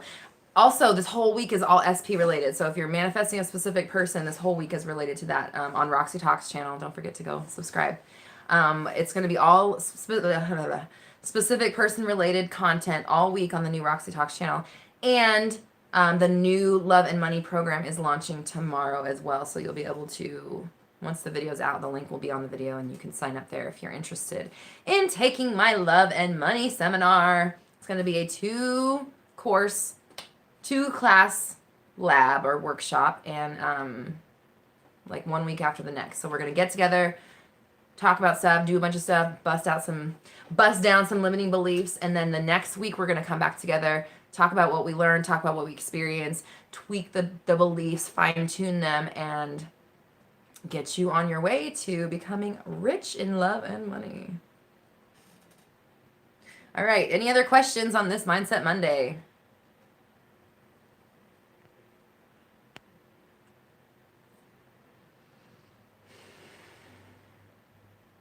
I do want to thank you guys for joining me. I appreciate it. I appreciate your time and I appreciate your questions. And be sure to join my Facebook group. And if you are trying to manifest a specific person, I do have a free masterclass that will be in the links. It's in the Facebook group, and it's the pinned post in the Facebook group. And then the links... Oh, wait, it's not the pinned post in the Facebook group. If you want it in the Facebook group, just let me know. And then on YouTube, the Manifest a Specific Person free masterclass, the link is in the description below. It's like the first link. So that one is free. That's an online masterclass that you can take that will help you with some concepts regarding manifesting your specific person. And then again, all videos this week on Roxy Talks will be all about manifesting a specific person. Can you go over again how people are holograms are us? Okay, so first things first, if you haven't heard of this, I would look up quantum physics, look up string theory, look up Schrodinger's cat, look up the theory of non-locality, the double slit experiment. These are all like scientific studies that have proven that matter or reality changes depending on how do I say this? On your perception of it. So things react the way that you expect them to. Matter literally is shaped by your expectancy of it. This is completely science-based. Like, this law of attraction shit is not frou-frou. This is not like, woo, wishful thinking. This is science. This is like what is happening in your reality. So literally look it up. Like, this is a real thing. Einstein went to his grave trying to disprove this, by the way. So, and no one's been able to, because this is the most plausible description of what's going on. We're in a holographic reality. It's some sort of like video game type thing, computer system, something like that. And basically each one of us is in our own reality. We're in our own universe. You're like a video game. You're like a player in a video game, and you're the only one with a controller. Your whole world is populated, just like a video game. Like, while you're in the room, people come in and out, and they have, like, they say their things or whatever. But so here's an example. Like, this room I'm in is here because I'm in it. If I were to go outside, the room ceases to exist, and now the outside's there. And as I walk, it travels with me, just like in a video game. And like what's on screen is all, like what you're experiencing is what's on screen right now. So every person, like you have the potential to manipulate or to choose or decide, select whatever reality that you want, um, including ones where you are different versions of yourself, where you are physically look different, you act different, you've had different things, you've had different experiences, you feel differently, you think differently, whatever. You're able to go there as long as you can make that mental shift, as long as you can turn down the dial on the doubts, like I was saying. And the people in your life are all, it's more empty energy, it's empty vessels. So everything in your world is energy. We know that energy is everything, and everything, even an atom, is 99.9% empty space. So everything that you see is an illusion, and the people that show up in your life, they're in your world, and you're the only one that's like in control in that world. They have their own reality. I don't know what I'm doing in someone else's reality. I only know what I'm doing in mine. And I have the controller, and I decide how people treat me. I decide what they think about me. I decide how they respond to me. I decide what shows up in my life based on how I feel, because feelings replicate. So if you have a person in your life, or if you want to attract a person, you've never even met them, you can strip away any backstory, because any backstory that the person has is you're just holding it. You're literally holding that in place. You're keeping that, like, it's like you have a note card in your pocket and you're like, okay, John, yeah, he's from Alabama, he's 26, he goes to, I don't know what schools out there, he likes freaking sandwiches, whatever. And you decide every time John comes up, you're like, oh, here's John, I got this card, this is John. But in reality, you can just like rip that up, and John's just of like a blob of energy, and now you're writing a new card. Okay, John is, we'll keep him 26 because I don't want to go mind bending on you. Well, John 26, he actually hates sandwiches. He loves sushi. He goes to school in London. Whatever. This is so big. But you can tell the story because you're shifting in and out of realities and parallel universes in every single moment. Every single moment is its own universe, one after another, after another, after another, after another, stacked on top of each other. So if you decide to choose a reality where John is not in Alabama and he's in, London, and he's really into, I don't know, like indie bands or something, that's the John that you select. And if you trust and believe and know that because you select that reality, that's the one that you have to like form to, you will come into contact with that version of John. But the second that you like pick up that old card and you're like, yeah, I like the John in London, but he's in Alabama and he likes sandwiches. Like I can't, like that's who he is. Now you're picking that card back up, you're reaffirming it, you're keeping him in that vibrational pattern. Now he's John in Alabama again. So you really just have to like suspend the logic. Logic is just a tool to keep you grounded in this reality, and trust in yourself and know that if you select it, if you decide someone is like something, if you tell the story of how they are, they have to be that. If you show up as the version of you that interacts with them in that reality, so like, here's an example. If you and Alabama John, say you met in college, you guys fight all the time, you don't like the sandwiches he likes, you don't like the music he likes, he listens to country music or whatever, okay? You are wanting John, who's at school abroad and listens to indie bands really bad. Sorry, I totally lost my train of thought. I'll get back there. Basically, you have to know, okay, here we go. This is what I was going to say. If you are with John in Alabama and you guys fight all the time, that's part of you. That's your story. That's you being a fighter, and John, you don't like what he does, so he does it more because you don't like it, and because you don't like it, he does it more, and then you just keep perpetuating it.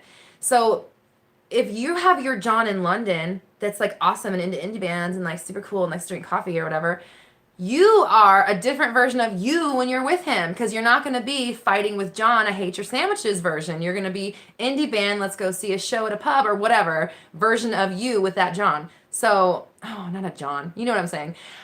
So basically, not only are you selecting the reality that you want, but you have to also become the version of you that is like, that believes that's the John. And that version of you isn't going to be fighting, isn't going to be thinking about him in Alabama, isn't going to be thinking about country music, isn't going to be thinking about sandwiches. you're going to be thinking that John's always been in London John, indie bands, coffee shops John, you know? So it's like a dual thing. Like you have to, like, you create the outer world through your beliefs and your expectancy and the things that you want to experience. And then as you're manifesting it, you work on yourself, you work on your own vibration, you work on becoming the vibrational match of you that is with that version of them, because it's all responding to you. So you can't create, or you can't select the version of John that is in London if you're still adhering to the John that is here, because they can't coexist at the same time. So this John does not exist in your reality anymore. Like, even if he's sitting on the couch eating nachos, you're looking at him and you're like, oh, he's so cute in that pub drinking his little coffee. Like, you have to, again, if you have to lie to yourself, lie to yourself. Like, who cares?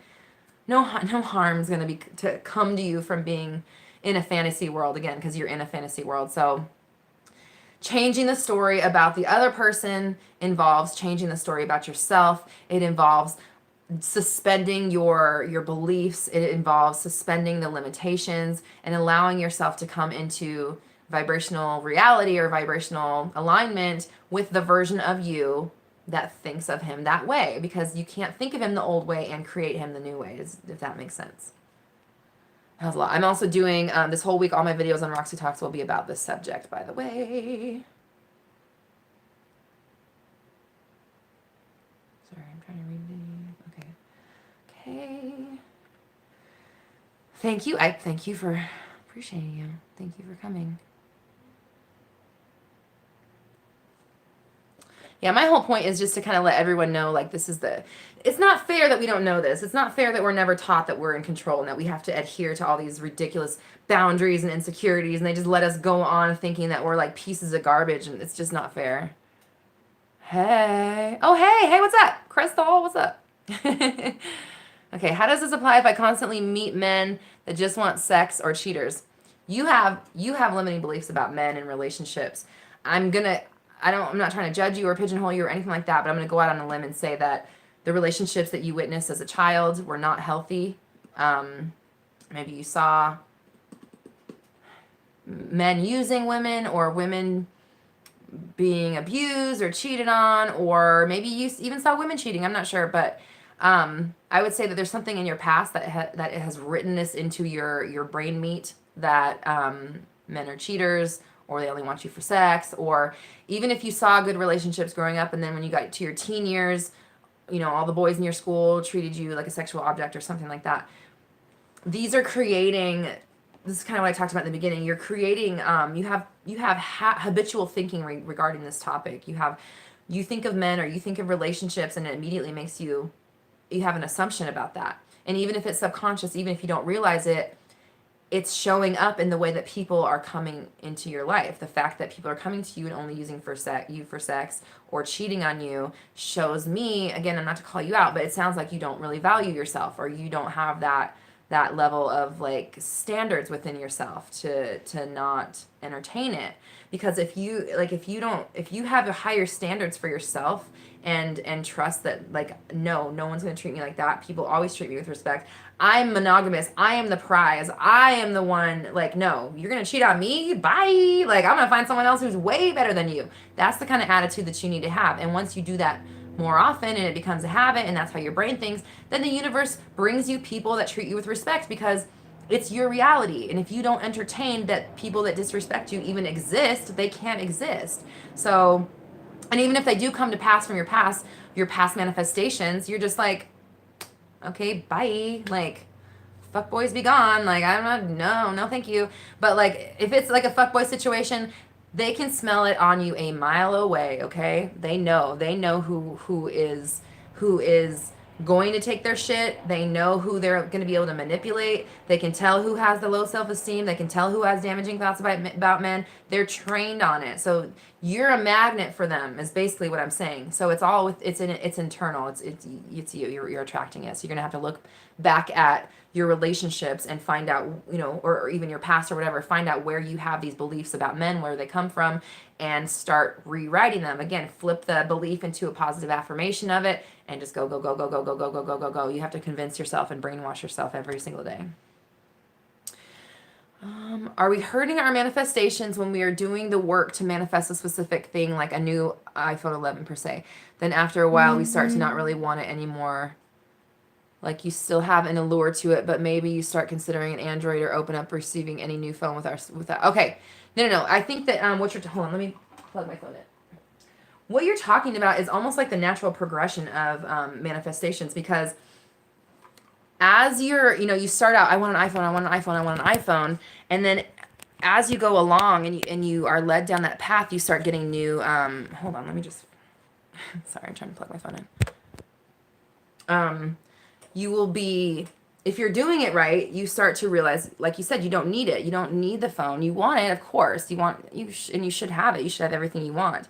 But the less you need something, the less you repel it. The more you're like, yeah, cool, I'm getting a dope ass phone. Now you're looking at other phones that might be even better because maybe they're even better than the iPhone. And what that shows is that you're okay. Like you're like, I don't need to like hold the reins on this phone because I know that I'm going to get the dopest phone ever, and it's whatever phone it is going to come to me. So the fact that you said you're not caring about it is what you were trying really hard is what it sounded like. You're trying to manipulate it like physically, which is doing that alone just communicates that you don't have it and you're trying really hard, and then you got to try hard.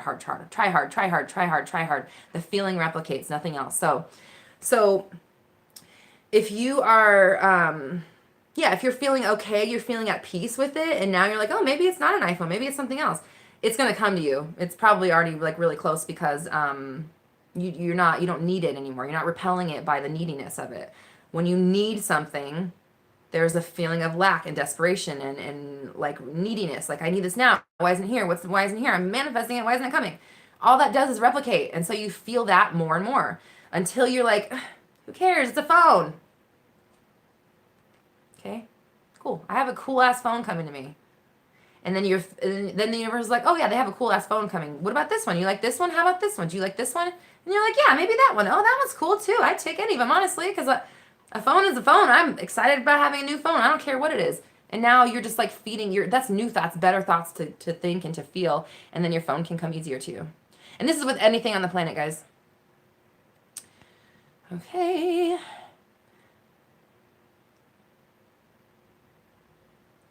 You don't have a mic, so you can't. Sorry. Okay. Do you have any suggestions how to stop ruminating on an SP?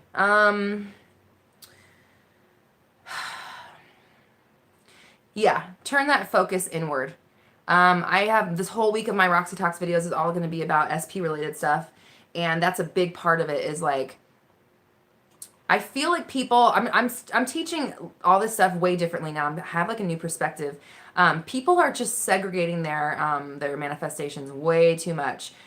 Like I said earlier, you're using like a death ray laser beam to cut a sandwich in half. Like you have this infinite power of the world, and you're using it to focus on this tiny little blob of energy that you're calling a person. Okay, so what you need to do is focus all of that power, all that creative power, all that beauty from the universe, God's infinite power, whatever you want to call it, and you focus on becoming whole and happy and fulfilled. What makes me happy? What do I like? What is it that what you really want in a relationship is to feel love. You want to feel compassion. You want to feel passion. You want to feel connection. You want to feel understanding. You want to feel loyalty. You want to feel depth. All of those things are emotions that you have felt in regards to something at some point in your life one time. So going in and focusing on feeling like that, like we already know what you want. We know you want your SP. The universe is not like, it's not like they don't know yet. That's been communicated very clearly. What needs to happen now is that you need to become the vibrational match of the person of you that is loved, that is passionate, that feels communication and give and monogamy and honesty, or whatever it is that you're looking for in your relationship. You have to feel that within you in order for it to replicate into your world. So putting all your focus outside of your body onto a piece of energy that's literally nothing but empty space until you give it direction and thought is you're just like taking all this infinite power and just like, can you do this, please? Like, no, Me, I'm it. I am the power. It's all responding to me. I'm freaking amazing. I get my needs met. My needs are met. What I want comes to me because I am the creative power. And I'm creating a world where I have everything that I want and my needs are met and I'm fulfilled within. I'm love. I am joy. I'm excitement. I'm comfort. I'm ease. I'm freedom. I'm joy. I'm all of it. You have to be there. So point that shit inwards. That's where you need to go with it. And once you feel that way, the rest of the world just falls in line because you create a vacuum and the universe has to respond. They're like, oh shit, you're loved? Cool. Love, love, love. Here's things to feel loved about. Here's more things to feel loved about. Like the universe has to respond to whatever you're giving to it. So if you're giving it, where's my SP? I want this person. I want this person. I want this person. I want this person. You're only creating more feelings to want that person. You're not actually creating the environment where you are the vibrational match to that person that's in that relationship. That's who you need to be focusing on, is becoming that you that is in a mutually beneficial, loving, committed relationship with that person. So yeah, worry about yourself. New affirmations, new focus on yourself, becoming whole within you, focusing on feeling good now, feeling appreciative of what you have now, knowing that your needs are met no matter what. How can I see myself as a beautiful human being in the mirror? Well, first of all, don't insult yourself anymore. You can't look in the mirror and like tear yourself down. I know that's obvious, but it's second nature. Just like I said, we create these habits, these neural pathways because your brain reacts to a certain stimulus, or you get an impulse and your brain reacts a certain way, and then that makes you manifest it again, and then once it comes again, you react the same certain way, and your brain creates like a jump, like just a bridge to that incident, that reaction. So now you're hardwired to look in the mirror and be like, ugh, this, why do you do that? Why are you wearing that? You look terrible. So now what you want to do is start replacing that with new habits, new ways of thinking. When you go into that mirror, you're telling yourself 10 compliments first thing in the morning. I don't care if you're lying. Who cares? Nobody has to know. So tell yourself 10 compliments every time you look in that mirror. Or 5 if you don't have time, whatever. But you need to make new habits of looking in the mirror and be like, God, my skin looks so good. Like, I look really young today. Oof. Dang, I look good. Ooh, God, my hair is so pretty today. I love myself. Even if you're lying, so what?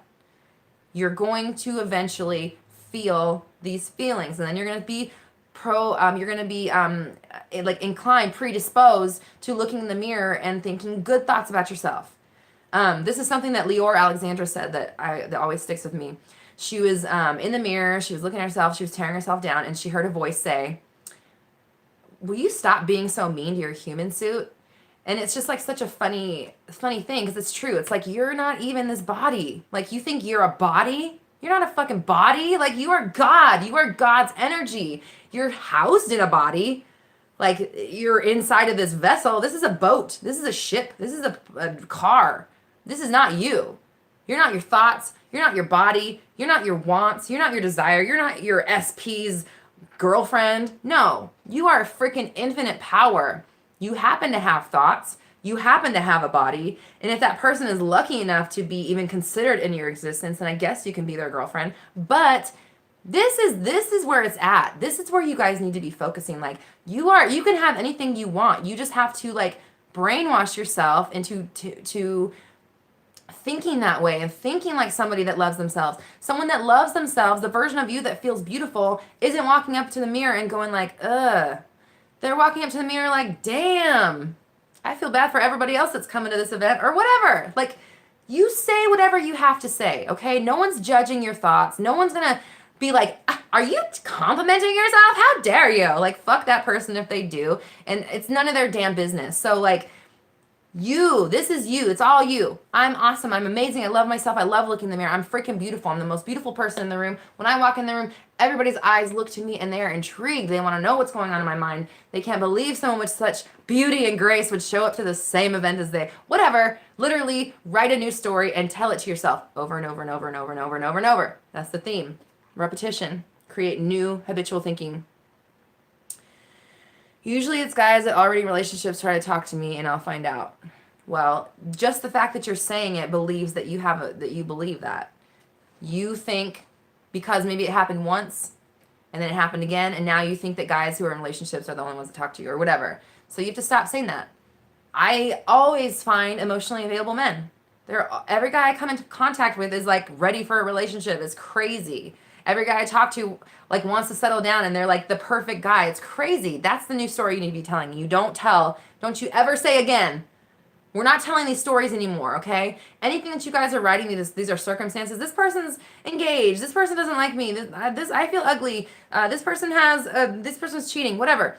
Don't tell that story ever again, because every time you tell it, you're reaffirming it. You're putting it back into existence. Even if you change the story, the second you go back, you put it back into existence. You go back into that reality. So don't do that anymore. It's all you.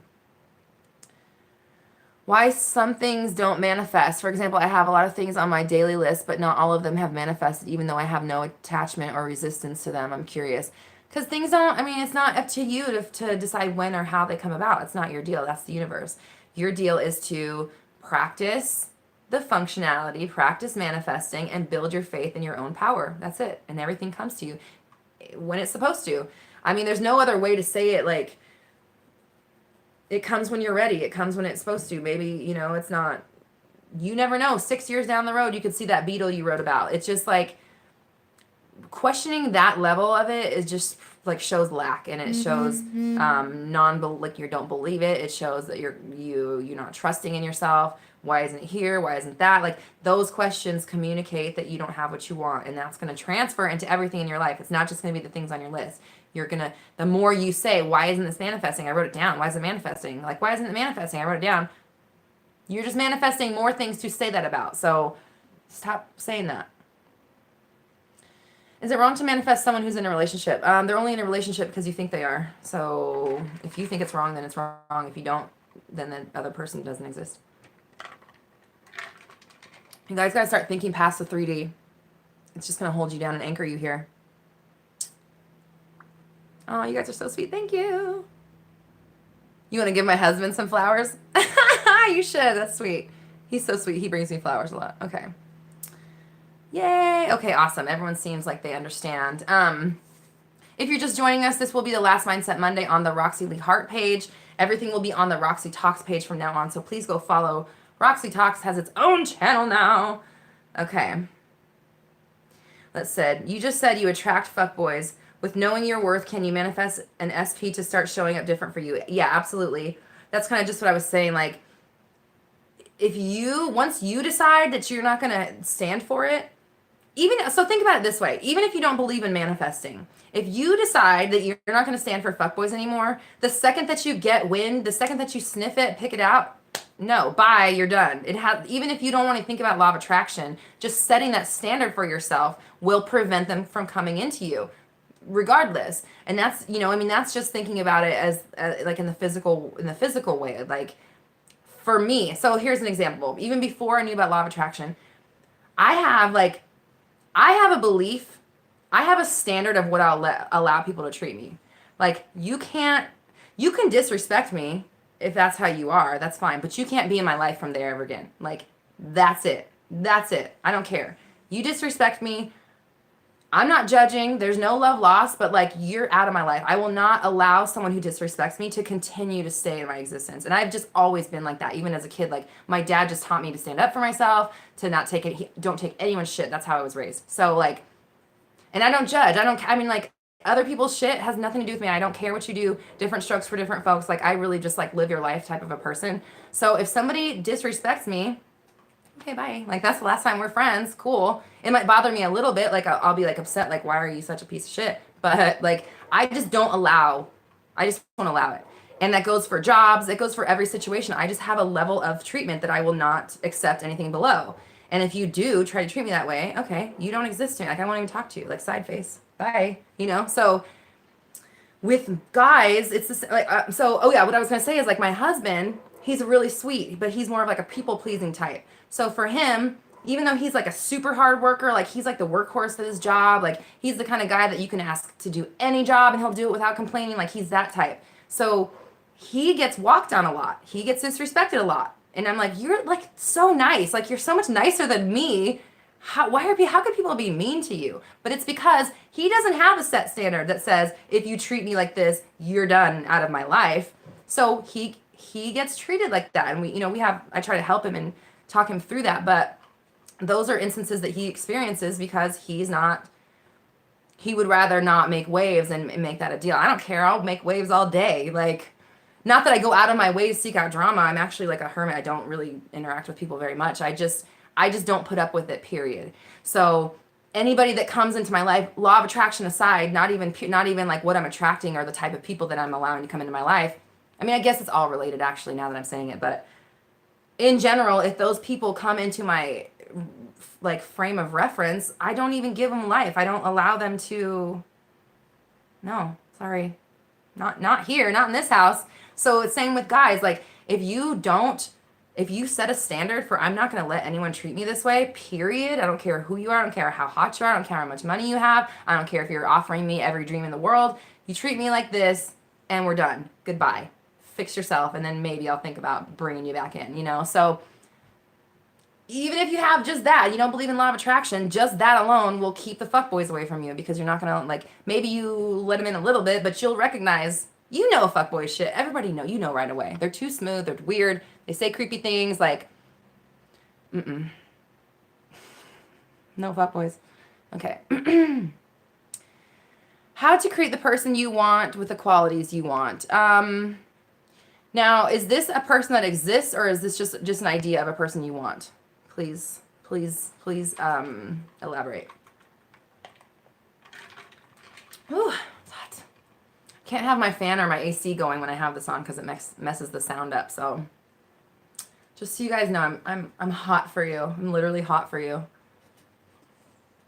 They exist. Okay, so it's somebody that you specifically know. Okay, with this person, what you're going to want to do is you have to completely suspend logic and reality. That's really I think that's what you got to do first. You have to understand that like this journey that we're going down is not logical and it's not going to be logical. And if you think that you have to adhere to logic, you're not going to be able to do it because it's not this isn't a logical place. It seems logical. They want us to think it's logical. I don't know why. Actually, I have my own theories. I think that the reason it's so important that we think that this is all real is so that we can actually learn that it's not. Like, how long is it going to take for her to figure it out this time? And then to use, like, the whole point is to discover your powers, learn about them, and use them, and grow, and change, and find out new stuff. So that's why you don't know, like, intrinsically that you're the power, but you do now. We're working on it. We're going to believe it because, like, nothing bad can happen from wishful thinking. Like, it's not going to ruin your life. Don't be like worried about what bad things are going to happen. But what you want to do is you're going to have to understand that it's all whatever. You can choose it at any moment. They are a mass of potential energy. Even though you think they have a backstory, even though you think they have a name, even though you think they have a family, even though you think they have opinions about you or your relationship or whatever, even if they've never met you, you have to know that that is all. It's like a backstory on a character on a movie. Like everything's a movie. You're a director. Everyone's an actor. So your person, let's just call him. We were talking about John earlier. We'll call him John. You're John. You think he's 22 at Alabama State eating sandwiches or whatever. That's what you think he's doing. And because you think that's his backstory, because like you flipped over his headshot and you're like, okay, John. Da da da da. Now that's his reality. So you have to strip all that away. Again, first thing, we're suspending logic, okay? Second step, strip all the story away. All of it. All the history, all the feelings, all the past. Strip it away. It doesn't exist. It only exists because you think that's his story. Now, you're going to rewrite a new story. You're going to describe exactly what kind of person he is, exactly what he likes to do, the way he communicates, what he says to you, what he thinks about you, what he thinks about when he's not with you. Everything. How the relationship is going to go. You rewrite that story. And as you begin like manifesting on it, as you begin visualizing on it, as you begin using affirmations, we're together, we're this, he does this, he treats me like this, however your affirmations go, as you start practicing the vibration of that reality, where that is how John behaves in your new reality, you are going to also work on becoming the vibrational version of you that knows John as that version. So you can't entertain any old, okay, there we go, we were back. You can't entertain any old John notions once you make that switch. Because if you do, you're going to go right back to old John. So it's like two parts. You have to create the new John, and then you have to start becoming the version of you that's always known that John. Because again, the second you question it, the second you doubt it, the second you're like, yeah, but he's this, you just affirmed that he's old John again. And now you got to start all over again and working on your beliefs. It's this constant working on your beliefs. If you have to tell yourself 150,000 times a day that John loves sushi and he's overseas and studying abroad, and that's the version of John that you are within your mind, you cannot react to old John.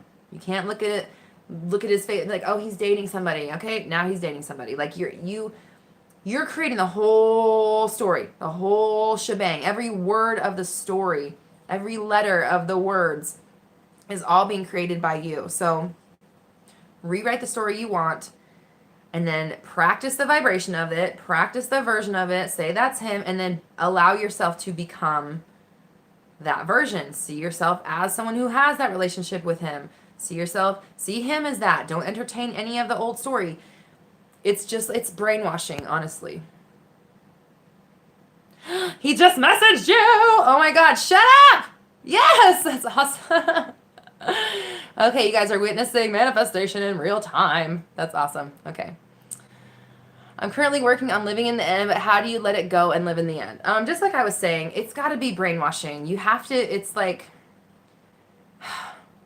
do you know how many times a day I tell myself that I own the house that I love? I can't even count. But it doesn't matter, because that house exists because it's for me.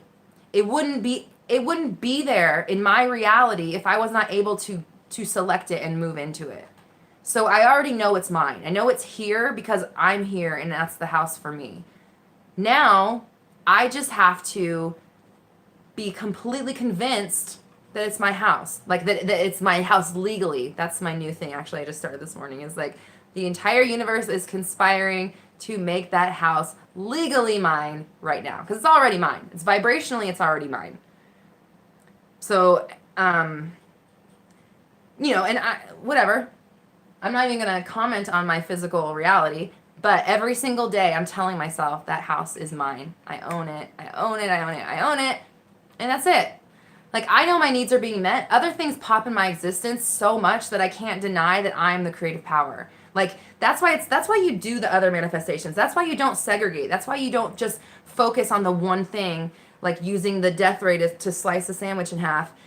You focus it everywhere. You focus it internal. You work on improving this, working on the functionality of your actual manifestation, using manifestation to improve the function of your manifestation, if that makes sense. Like it's almost like you're using a machine to fix itself. Like it's a self-perpetuating machine. So you use manifestation to believe more in your manifestational powers. You manifest more, and that tells you, after so many things, you're like, I can't deny that something is responding to me. This is too weird. I can't deny it anymore. So once you're past that point and you just know, like, if I choose that reality, I have my eyes set on the prize and I don't see any other like end goal, I have to get there. Because it's like this, like, it's directional. We're directional. The things you think about, the things you worry about, the things you fear, they all happen because you expect them to happen. You're going in that direction. You believe it's going to happen. You believe it's possible for you. You believe it's likely. So it's going to happen. So if I only entertain me in my house or me being a homeowner, whatever, I have to get there because that's where I'm going. I'm on that path. And the only way I could come off of that path is if I step off of it, and I'm not going to step off of it. I know my needs are met. I know I'm the power. I know it's happening. It doesn't have to happen now because I'm fulfilled. I love where I live. It's fucking cute in here. Doesn't matter where it is. Doesn't matter how many rooms it has. I've made it beautiful. So, like, you walk in my place, even though it's a little apartment, and you're like, oh my God, this is fucking cute. I love it in here. And that's how I feel. I'm like, I love being at home. I love my place. And eventually that place will be the house I want. And I'm not worried about the time. I'm doing other things in the meantime. I got so many other things going on that I'm not worrying about that. And that's what you got to think about. Every manifestation, okay? If it's an SP, we're working on ourselves. We're not entertaining the old story. We're letting it happen, unfolding, and we're cool with it because we know our needs are met. We feel fulfilled by all of the amazing things that we have in our lives. So while I'm not thinking about my SP, now I'm working on my career. And when I'm not working on my career, I'm thinking about whatever. I'm thinking about my social life, or I'm thinking about the car I want, or I'm thinking about the lunch I want to get, whatever. You just focus on, move it through the things that you want, and don't just laser focus on one thing. Like, again, you have this infinite power. Don't use it on this one person. That's not even a person. It's just a blob of energy that you're calling a person. Use it on you. Use it on all of it. Use it on the whole shebang. All of it, all of it, all of it. I'm actually covering all this in my SP. The whole week is specific person related on Roxy Talks Vids this week. That was fast. See, it's a suspension of like disbelief and the suspension of your doubts that just allow things to happen, because the universe is fast. The universe, it's constant. Every single moment you're manifesting, manifest. You're in a new reality every single fucking moment. So you get a hold on it and decide you're going to shift into that reality or that version and be it. And you just be it. You just be it until the rest of the world falls in line. Okay. Everything starts out vibrationally, then it goes to the thought process, and then it can come into your world. So it has to start as a feeling first, and then it kind of travels outwards. So I forgot what I was saying. You guys, I lose my train of thought a lot during this. Okay. Oh, it's so hot. Let him wait to get your reply. No, you're right. Let him wait to get your reply, because you got way better things to think about than this one random blob of energy that's like sucking your life force. No, fuck that blob of energy. We're focusing on us now. And that's another thing. Like, okay, again, taking law of attraction off the table. Think about it this way. When you break up with somebody and you're like wallowing in sadness, you're texting them all the time, you're calling them crying, you're like, can you please meet me? And they don't want to meet you. They're off doing whatever they're doing. You're stalking their Instagram. They're dating someone else. Your life's going to shit, whatever. The second that you get your shit together and you start, like you lose weight, you start going out more, like you're having a blast, that's when they come back and they're like, oh, what are you doing? And you're like, no. Sorry, you had your chance. I'm done. That's what it's like, because, and that's attraction as well. And it's all law of attraction. Everything is. But nobody likes needy behavior. Needy behavior, desperation, longing, that repels, because it replicates. If you feel needy, I need this, why isn't it here, why isn't this, why not this, how come this? All that's doing is replicating. Your feelings replicate. So the more needy that you feel, the more things will be brought to you to feel needy about. So you got to be okay. You got to be like, I'm a unicorn. I don't care what you think about me, John. Okay? Like, hang out in Alabama and eat your sandwiches. I'm going out on a night on town and I'm going to have a blast because I'm okay with me. I'm creating my reality and I'm about to have the dopest life ever now that I don't have you sucking my life force. Which, I mean, it was you all along giving them your life force, but, we're working on it.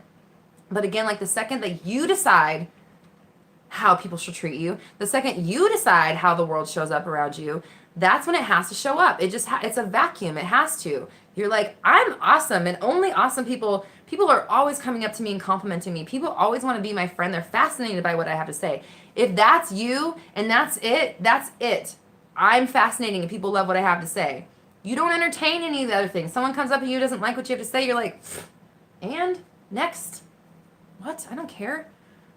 Go away. Like it's just like you can't give it life. You can't feed it. Like you guys are like, let me see. You have all these plants, and it's like your SP plant, it's your college fund, it's your lottery, it's the house you want, it's the car you want, it's the body you want, it's the beauty that you wish you had, and you have all these plants sitting over here, and you got all these. You have a hose. Let's not even have a water can. You have a hose that's hooked up to a reservoir, and you can water that shit all day long, and you're over here watering the why isn't my things here plant.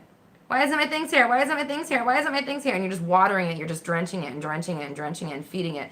And these plants, all your good shit that you want, that you think that you are manifesting, you're not watering them. They're dying. They're drying out. They're like evaporating. They're like being suck the life out of them, because you're over here watering this plant that doesn't need to be watered anymore. Okay, we're gonna starve that plant out, We don't need to kill it. We just don't need to feed it anymore. And we're going to go over here and we're going to water our good plants. We're going to water them all the time. I'm awesome. People love me. People love being around me. I'm a freaking catch. I am beautiful. I'm the best person in the room. Whatever you have to tell yourself. You don't water the negative plants anymore. You're only watering the good plants. Okay. How much longer will this go for? I don't know. It just goes until people stop asking questions. Or until my dogs have to go out.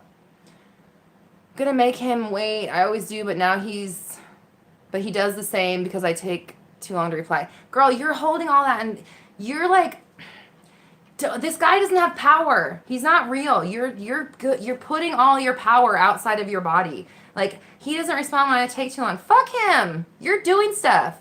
You got stuff to do. The reason that's happening is because you've made yourself too available to him in the past. You have jumped. You have said how high every time he has said jump. And now when you don't, he punishes you, okay? But you're punishing yourself. You're creating the whole situation. So next time he says jump, bitch, you jump. No, I got stuff to do. I'm important. I have stuff to do. You're not going to just call me over at 2 o'clock in the morning when you're lonely and I'm going to drive up and meet you. No, never again. We're not doing that, okay? You are the priority. You are the focus. You're the power. And you need to harness it and you need to stay. No, sorry. You can see me during business hours or you can see me never. Bye. It's just, no. We're not going to jump. No, we're not saying how high when he jumps anymore. Or, you know what I'm saying. Okay. Do you have to completely forget, sorry, I don't have my glasses. You have to completely forget letting go is what I'm struggling with. Honestly, like it's all you. So if you feel like it's going to hold you back, then yeah. If you feel like you can do it without it, then you can, because it's all you and you're holding your own limitations in place. So let me read your question again. Do you have to completely forget? As long as you're saying, like, if you remember it and you're like, I guess that, that's how it was, but it doesn't matter anymore because from now forward, we're going forward, we're creating new. And that's the truth, because every single moment is separate. Excuse me. I've been talking for a long time. Every single moment is separate from the last and the one before it. And every single moment is its own separate reality. So even if for 25 years you have had this certain thing happening over and over and over and over, the day after 25 in one day, and you decide, no more, this is how we're doing going forward, and I will not entertain anything from the past. I don't care if it shows up. It's not going to affect me. I know it's the past, and it has nothing to do with me now. I am only looking forward. We are only creating this. This is the life we are. This is the version we are. This is that. That's how you have to look at it. Like, if you want to remember it, fine, but when you remember something, you're practicing the vibration of it. So I would just say, instead of trying to forget it, just stop watering it, like we just did with the plants. It's here. We know it's here. But we don't have to feed it. We don't have to water it anymore. We're going to water the good stuff. Sorry, I can't read. Okay. If you move around a lot or you're leaving in a few months, how do I not lose the motivation to the feeling of what's the use for a relationship? Well, because you're assuming that you don't have a person that's moving with you, or you're assuming that your situation can't change. You're assuming that you're always going to be on the move and you're always going to lose relationships. Maybe you've done it a lot and that's happened in the past, so now you feel it's a habitual way of thinking. Now your brain is hardwired to feel like, what's the use? I'm moving, what's the use? I'm moving, what's the use? Every time you think about moving, what's the use? Well, you can have a relationship in any number of ways. Maybe you meet somebody that wants to go with you. Maybe you meet someone that's also traveling. Maybe you meet, you never know what can happen. So instead of feeling defeated, use positive expectancy. What if it's like this? What if I meet somebody who's also on a business trip and they always travel and they're always moving around? So it's a thing and we can travel to each other. You never know how it could play out. And I think that you should just kind of cut out the idea that just because you're moving, you can't start something special or have something special. That's just a limiting belief. It doesn't really exist and it doesn't have to. With consistency, you'll say, yeah, you guys are awesome. Thank you for encouraging each other. I appreciate that. Can we manifest more than one thing? Yes. Okay. I love this question. Can we manifest more than one thing at the same time? I'm changing the whole way I'm teaching all of this stuff because of that exact question right there. And I've mentioned this before. It's like when you are focusing your infinite God power on one person or one thing, it's like you're trying, like I said, you're trying to cut a sandwich with a death ray. It's overkill. It's too much, and you're way too powerful to do that, because the more focus you put on it, the more you realize it's not there, and the more you realize it's not there, the more you realize it's not there, and the more you realize it's not there, the more you realize it's not there. So you should be like, this should be, oh my God, you have so much power. You could be controlling the entire, like, you could be doing so much with your entire world, like everything you can be working on all at the same time. But really, like, your manifestational lists, like your list of things that you want, or, when you're scripting things that you want to experience, those things we already know you want them. The universe already knows. Once you say, like, ooh, I want that, it's gone. It's out to the universe. Like, it's instant. So, like, don't focus too much on, like, what I'm manifesting a person and I'm manifesting a car. You're segregating, and you're narrowing your scope. No, you're manifesting freedom, financial abundance, joy, love, clarity, passion, excitement, eagerness, all of that, all of it. And it's the feelings that replicate. So we're feeling those feelings, everything that you want to experience, we're feeling it because we're soaking in the amazingness of what we already have, things that we've already experienced that made us feel joy, clarity, love, freedom, excitement, joy, whatever. Soaking in those feelings so we can remind ourselves what they feel like, because your feelings replicate. Again, feel them more, feel them more, feel them more. They replicate, and things in your life just fall into place because you know you want something. When you match I get all my needs filled, I get whatever I want, the universe can send in the thing that you want, because you get whatever you want. You get everything that you want. Everything you want manifests. You get everything that you want. You say these things over and over and over and over. My needs are always being met. I'm always taken care of. I'm creating this world. Of course I'm going to be fine. How could you not be? Why would you create a world where you're not okay? Why would you create a world where people don't like you? Why would you create a world where you feel shitty about yourself? Doesn't matter. We're moving forward. We're looking forward. I'm creating the most badass existence for myself. That's all you need to even say. That's all you need to even believe. I'm creating the most badass existence for myself. This cool shit is happening to me every day. New manifestations pop in my life every single day. The universe is always presenting me with a cool ass things to experience. The universe is always bringing me really amazing friendships and relationships. The universe is always bringing me all these cool financial opportunities. Those, get like super big with it. Get holistic. It's the whole world. Your life is not segregated. You don't spend one whole day doing one whole thing from the second you wake up to the second you go to bed. You do all kinds of things all throughout your day. You go to the bathroom, you eat food, you drive places, you have conversations, you go to work, you go to the store, you get a haircut. Like, your world is not just SP or money or job. It's everything. So don't narrow your scope. Don't segregate your manifestations just because, like, I'm manifesting this person. This is what I want. This is what I want. This is what I want. This is what I want. You're communicating lack, and you're forgetting all the other shit that's around you that you could be improving by just focusing here. Because, like, the more you're okay with you, maybe your SP comes in line, or maybe you find someone 12 times better. Like, all that matters is that you know your needs are being met, and you see the version of you that you want to be, and the universe has to show up that way. My voice is dying. Woo! This is a long one.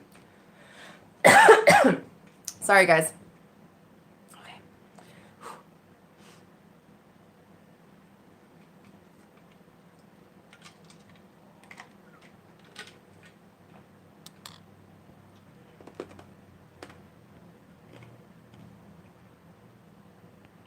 Okay, good. You're waiting for 3D world to catch up. That's the way. Good way to look at it.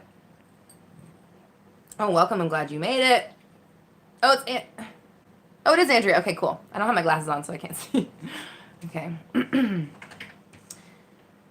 much project your energy in peace. I'm big on energy because another person's negative energy can set you off instantly. Yeah, but they don't have energy. It's all you. It's your negative energy being reflected back to you. So don't give them that power. There's many rituals like 3 through 3, 14 times 21, 28-day lunar ritual, blah, blah. And I have the desire to let go of my ex, and I don't know. I visualize us together for more than 6 months. What to do to let go?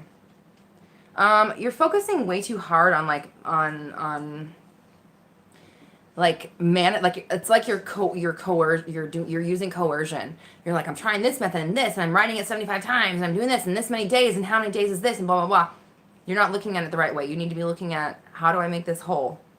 And if you're a person, and then as you're making yourself whole, you're also making your relationship whole, you're making your specific person whole, you're making your career whole, you're making your education whole, you're making your self-esteem whole. All of it happens at the same time as you become fulfilled within, because everything reflects off of you. Everything's a mirror. Everything flows out from within. So if you become fulfilled, then other things that everything in your world has to fulfill you, because your feelings replicate. So feel more fulfillment and you'll get more things to be fulfilled about.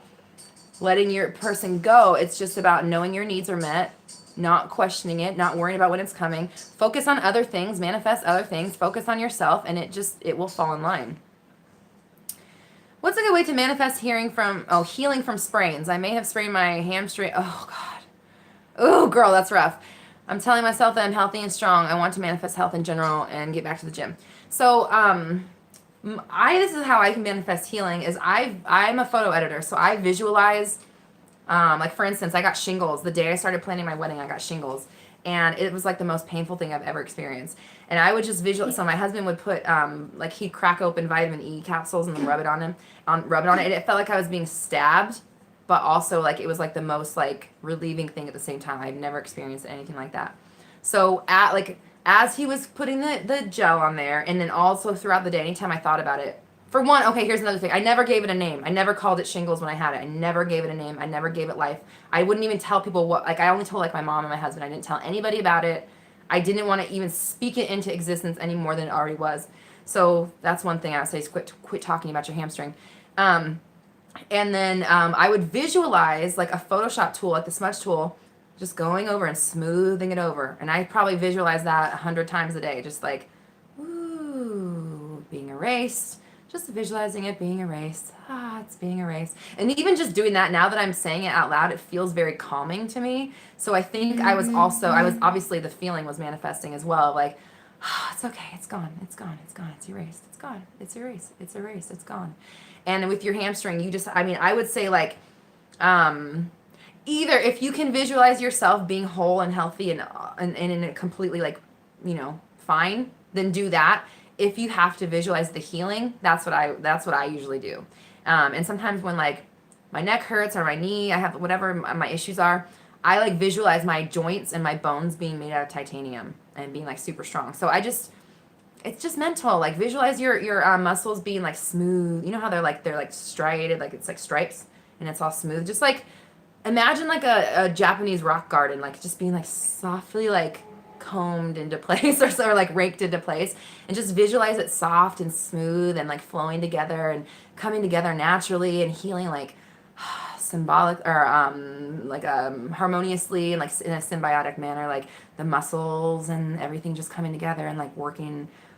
It's calming just talking about it. And yeah, just make that your vibration. That's what I would say. What are your thoughts about manifesting being in correlation with astrology, with the new moon for the past few days? I believe if you think it is, then it will be.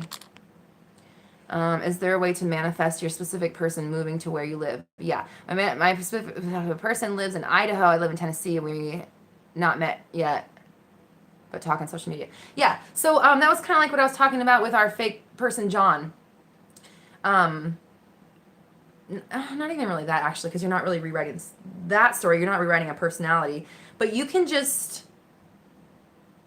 I'm so happy that they're moving. Yes, they're moving here, they're moving here, they're moving here, blah, blah, blah. And you just tell that story. Just react exactly like you would when you get that text. Oh my God, I'm moving. You're not going to believe this. My job is transferring me to Tennessee. Oh my God, you're not going to believe this. My family's moving to Tennessee. Oh my God, you're not going to believe this. I'm moving to Tennessee. Oh my God, I'm moving to Tennessee. Like, that's you. That's you now. He's moving to Tennessee. Now what do we do? Oh my God, okay, got to get my room cleaned up. I need to get a sexier looking bedspread for sure. Might need to pick up some lingerie. And now you start going on to like, what would you do if he was moving here? Where does your brain go? What is that next? Become the version of you whose man's moving. That's a completely different version of you than will we ever be together? Fuck that. She's gone. We're not entertaining her ever again. Now we are, oh my God, my man's moving. Okay, I need to like start my laser surgery or my laser hair removal, like whatever. I'm just being like very generic here. Like, start thinking like somebody whose man is moving to their state. and then let that perpetuate and let that grow. Okay, what else? Okay, yeah. Someone else also talks to their body and cells in combination with visuals. Yes, exactly. Because you are, I mean, you're manifesting your brain functioning. You're manifesting your blood pumping. You're manifesting your lungs breathing in and out for you. So if you can manifest your body being alive, you can manifest it healing or it never even having an injury. But it takes the logical suspension. You have to suspend logic. You cannot believe that just because the 3D world is the 3D world that you can't change it. It's just, and you know that you're really good at manifesting and stuff. So this is Andrea. She took my specific person workshop, and she like we took a break from the thing, and you got a text message from somebody that you were talking about in the thing. So that was like hilarious. You're like, while we're on a break, I got a freaking text. So yeah, so you just, focus that power inward. Just like feel good. Like feel like, it's clearing itself. It's being healed. These muscles are like, and just like the way this feels to just like be like natural and smooth and soft and calm and healing and health. Feels good. And you can also like visualize yourself in a white light being just like whole and complete and happy and healthy. All of these things. I would say all of it combined, honestly. How can I work through frustration? Can you give me an elaboration of what are you frustrated about? But I mean, short answer is you need to make new expectancies, new neural pathways. You have to replace your frustration feelings with your positive affirmations. You have to practice your power so that you know that no matter what you're manifesting, things will always work out for you because you are that creative power. And so the more you practice, the more you affirm that you're the power, the more you start recognizing things in your life that are being manifested, the more you celebrate those manifestations. I mentioned that earlier. I always celebrate all my manifestations the same way. From a feather to $1 million. I celebrate it the exact same way because that's replicating. And the more I feel that way about my manifestations coming, the more manifestations I get to feel that way about. So it's a combination of working on yourself, trusting your own power, working on your trust, flexing your muscle in other areas that are not the thing that causes you frustration so that you can see your functionality in the real world happening. You can see evidence of your manifestation. So you're like, okay, at the end of the day, something out there is listening to me and it is bringing me things that I have talked about, thought about, felt about, whatever. The more you do that, the more you understand your power, the less you can be frustrated about things not coming because you just understand that they're coming. It's not up to you when. That's not your business. It's not your deal. Your business is to be the vibrational match to it and show up. So that's my answer for that. And if you want to get a little more detailed, let me know. Hold on, I need to take a drink.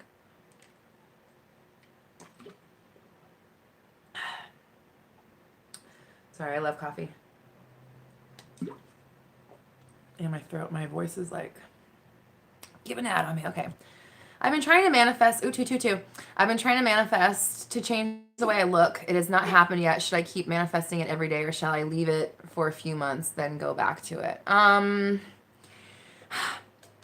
You need to work on your internal, how you feel about yourself internally, because that's what's going to change.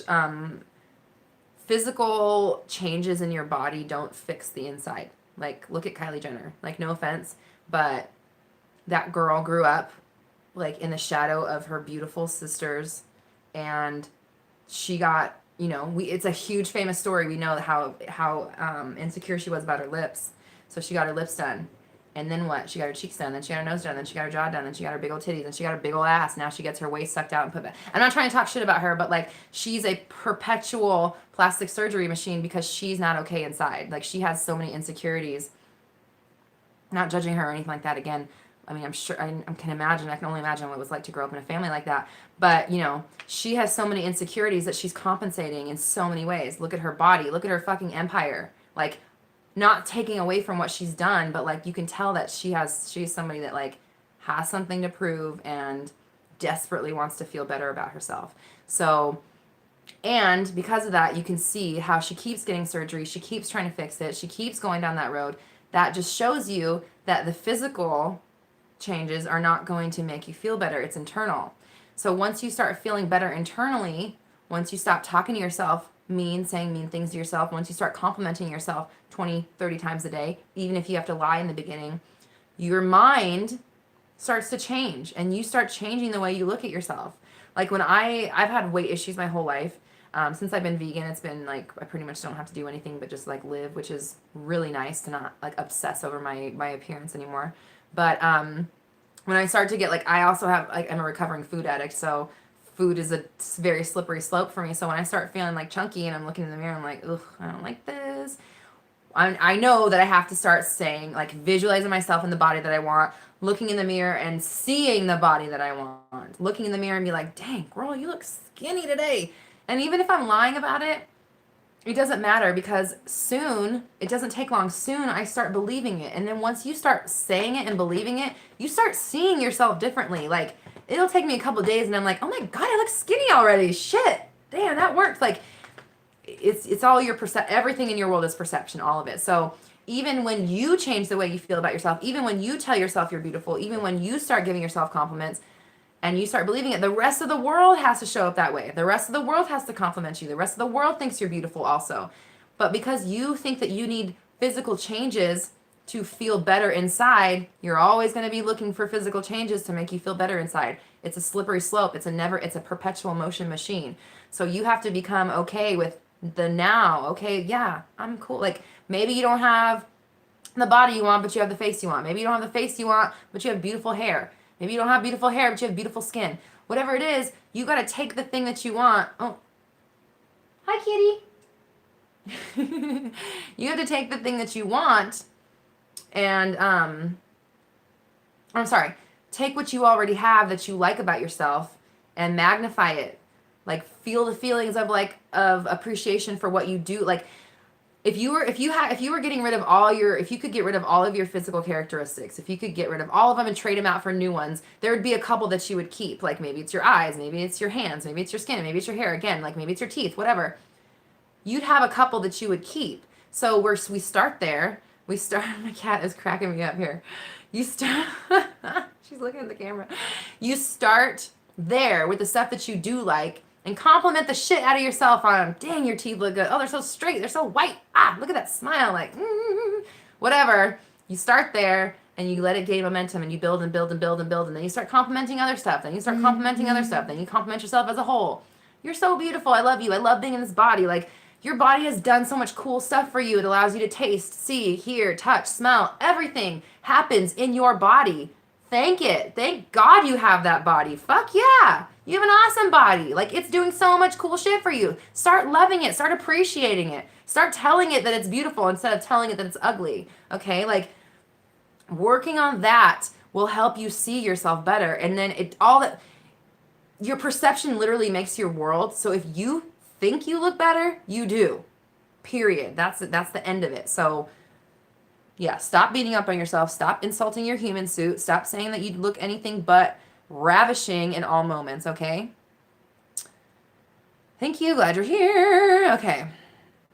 Do I still have open spots for my coaching? I do. Thank you for asking. I'm glad that somebody remembered to say something about that. Yes, you can sign up for one-on-one coaching with me. The best way to get there is roxyleehart.com/get-more-Roxy-talks. And that will I have boot camp. I have one-on-one coaching, and then, I have a specific person workshop. I have one-on-one coaching, and then I'm just releasing a new program tomorrow that's going to be a love and money seminar. It will be a 2-class seminar each week, it'll be like a Thursday and then the next Thursday. So if you sign up for that love and money seminar, make sure that you understand it's going to be 2 weeks, week to week, back to back. You know what I'm trying to say. I think I'm going to hold them on Thursday. So it'll be a Thursday and then the following Thursday. So there's only going to be 2 a month. So if you're interested in that, that's going to be dropping tomorrow. And everything will be linked in the new Roxy Talks videos. So also another thing just going to mention, if you're new here, this will be the last Mindset Monday on the Roxy Lee channel. Roxy Talks has its own channel. We're going to let Roxy Lee go back to being about music and art creation and whatever the hell I decide it's going to put on that channel. It'll be more personal if you want to still follow. But all of this kind of stuff, the law of attraction stuff, the motivational stuff, is all going to be on the Roxy Talks channel from now on. This will be the last broadcast here. So be sure to follow Roxy Talks, the new channel. I just got my hashtag, like I got my SEO to where I'm beating out. The Cash Me Outside girl went on a radio show, and the person that interviewed her, I'm pretty sure her name was Roxy. And because Roxy talked to the Cash Me Outside girl, she was beating me in the freaking SEO for like over a year. Now that the channel has its own, we have a bunch of videos out there. Now Roxy Talks, you can actually search Roxy Talks and I come up and not Cash Me Outside girl. So, and even more than the Roxy brand. So that's a big deal for me because I used to wear their shirts when I was a kid. Yes, that's what you're talking about, coaching. Yes, I do one-on-one coaching. It's interactive like this. We deal with your specific issues. We deal with your specific limiting beliefs.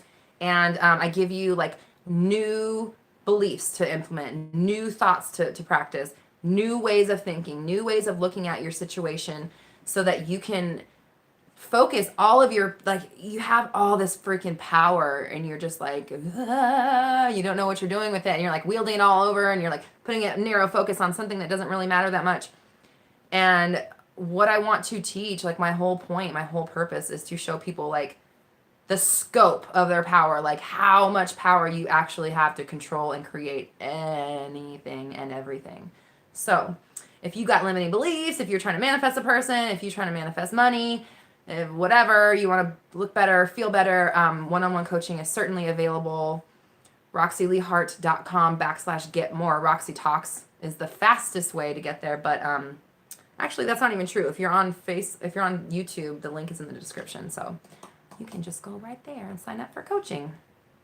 And then the Love and Money Seminar is going to be releasing tomorrow or launching tomorrow, whatever. Can I explain manifesting an SP in a different way? Jesus H. Christ! I've been talking about it for 2.5 hours. How do I do it in a different way? Hold on. This is going to make me think for a second. Manifesting in a different way. What are we saying here?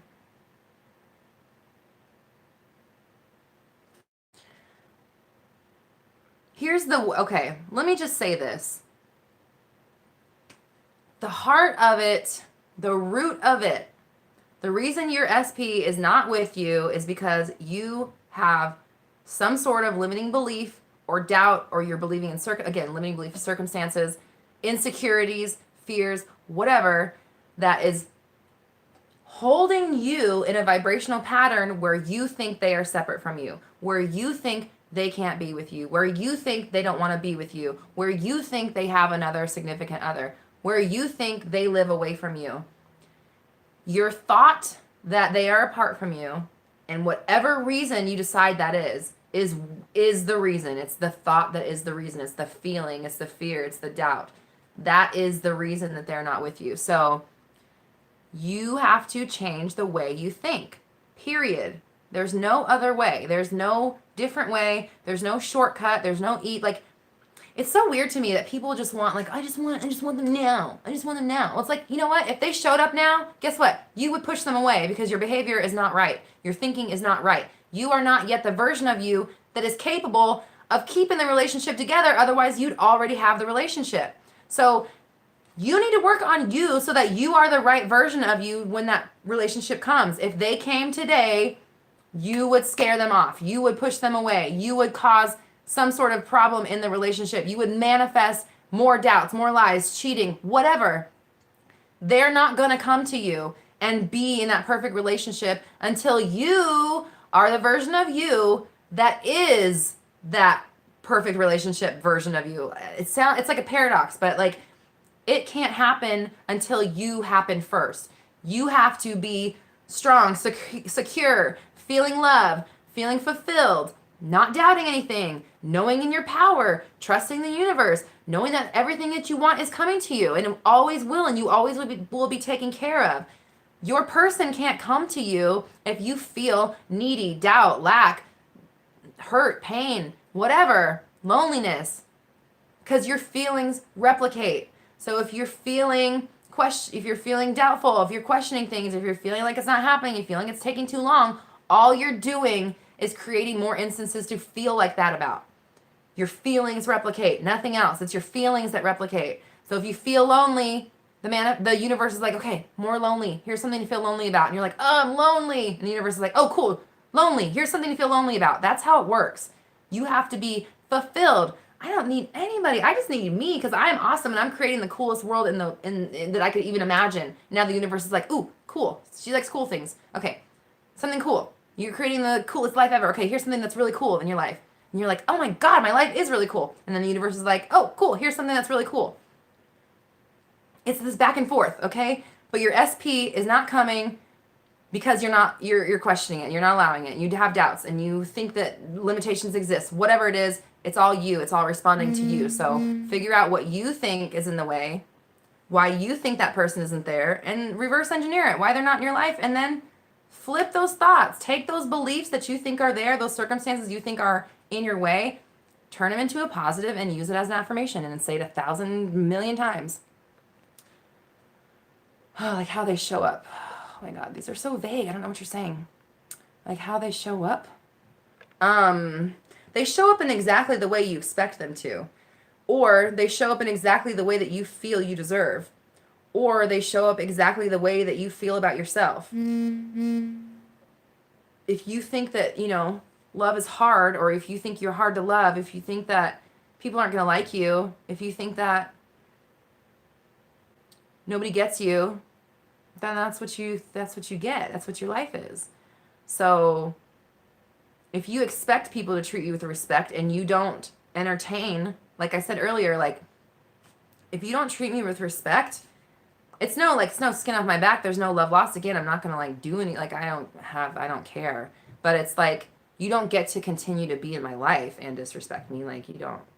I'm not a doormat and I never will be. So I have my own personal standards and it does prevent a lot of drama because I don't put up with it. And then when something does sneak in, I cut it out real quick. I just don't entertain it. It's not going to be I'm not going to live some dramatic life where people are constantly hurting me and seeking me out to cause me pain. No, sorry. I got way too many things to think about. So it's just, that's the same thing with it's just you dictate how people treat you.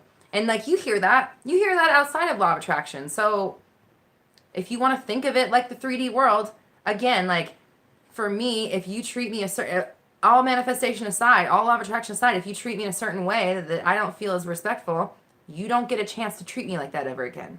You'll never be close enough to me to treat me like that ever again. So nobody treats me like that. I don't allow them in my life, So, it's the same thing. If you're dating people that don't respect you, don't date them anymore. You can create a new version of them in a second. Like Beyonce said, I can have another you in a minute. It's true. That song think of it as manifestation. You must not know about me because I'm powerful. You don't want this? You don't want all of this? Okay, bye. I don't want to deal with you. If you don't want any of this, you ain't got nothing for me, okay? I'm going to be okay with me because I know how awesome I am. And because I'm awesome and because I know I'm awesome, people are going to see that awesomeness in me because they are a reflection of me. They know, they instinctively feel that's somebody who has their shit together. That's somebody that respects themselves. That's somebody that cares about themselves. That's somebody who loves life. Whatever. They see it in you. You exude that. And this is not even, I'm not even talking about law of attraction because I know a lot of people have a hard time wrapping their minds around it. This is just in the 3D world. You exude a certain, you hold yourself to a certain, if a billionaire walked in, if you were standing in a bank, you could tell the difference between a billionaire and somebody who's out there, cashing their $200 work check. You know what I'm saying? Even because even if they're in regular clothes, you can tell just by their aura. You can tell by the way they carry themselves. You can tell by the way they speak. There's an air of confidence. You see that. We're perceptive. You understand that. You pick up on it right away. And so, the person that's like, oh, money and I'm broke, blah, blah, blah, they get disrespected because they don't feel good. They don't feel worthy. They don't feel like I'm the shit. That billionaire person, he doesn't care what you think.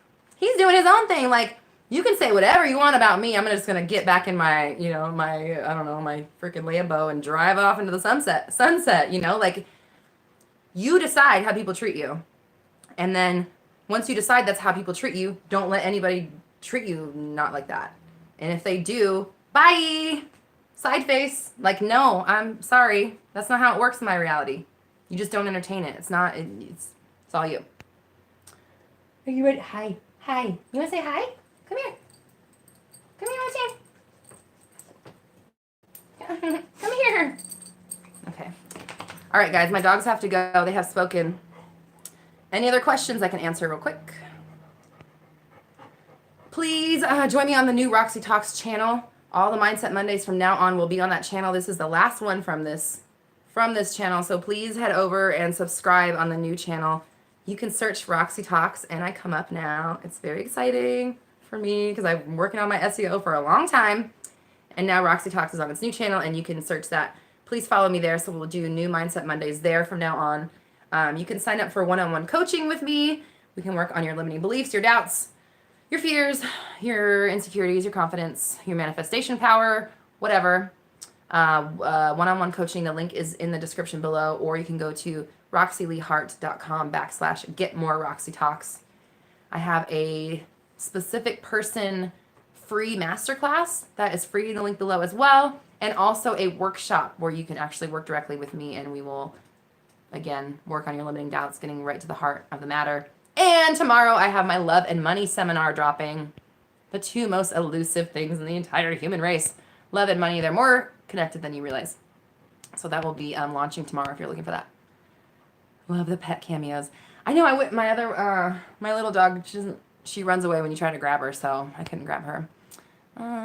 Yeah, and thank you guys. I appreciate everybody for being here. Honestly, I love these Mindset Mondays because they're just, I like to talk and you guys have questions. And, it's fun for me to kind of, and it helps me too that I understand like what kind of content to make for you, what kind of questions you have, and how to like teach this information. Because like everyone's segregating. They're segregating way too much. You are putting, your apple over here, and then your orange over here, and then like your sandwich is over there.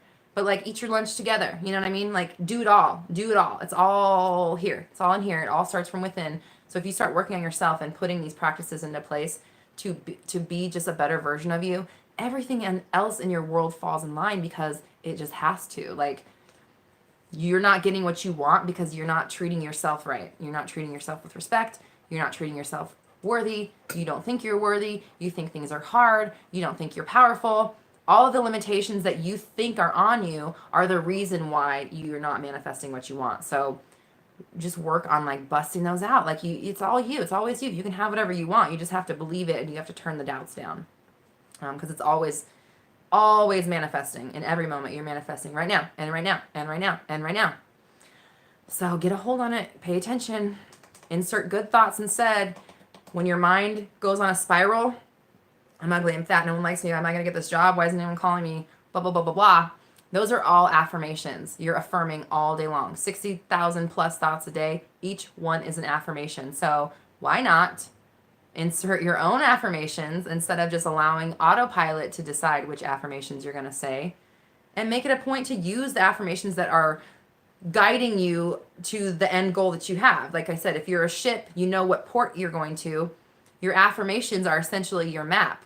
So if you follow your map and you say your affirmations like I'm going to Santa Barbara, I'm going to Santa Barbara, I'm going to Santa Barbara, I'm going to Santa Barbara, you're going to eventually get there. I'm in Santa Barbara. And then you start thinking, I'm already in Santa Barbara. Yay, Santa, what am I going to do when I get to Santa Barbara? I'm going to get a new hat, I'm going to get a new bikini, I'm going to Santa Barbara. Like, that becomes your vibration, as Santa Barbara version. Yes, Santa Barbara. And you follow your map and you get there. Or you want to go to Santa Barbara, but you're like, but what if I go here? What if I do this? What if this happens? What if that? What if this? What if that? How come this? How come I'm not there yet? Why am I not in Santa Barbara yet? Guess what? You're going to be all over the fucking globe. Like, it's just stay on your course. Keep your eye on the prize. Keep your head down. Don't look at, stay in your lane. Don't look at the people next to you. They don't exist.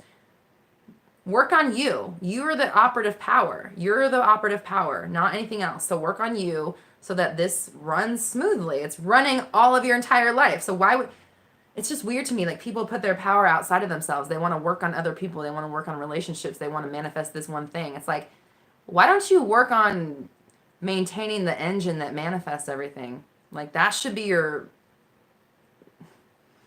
it's like if you had a car, you have your car and it keeps breaking down, so you just like put seat covers on and like and change out the air freshener and like put some fuzzy dice in the mirror. Like, fix the engine. Work on the engine and your car will take you wherever you want to go.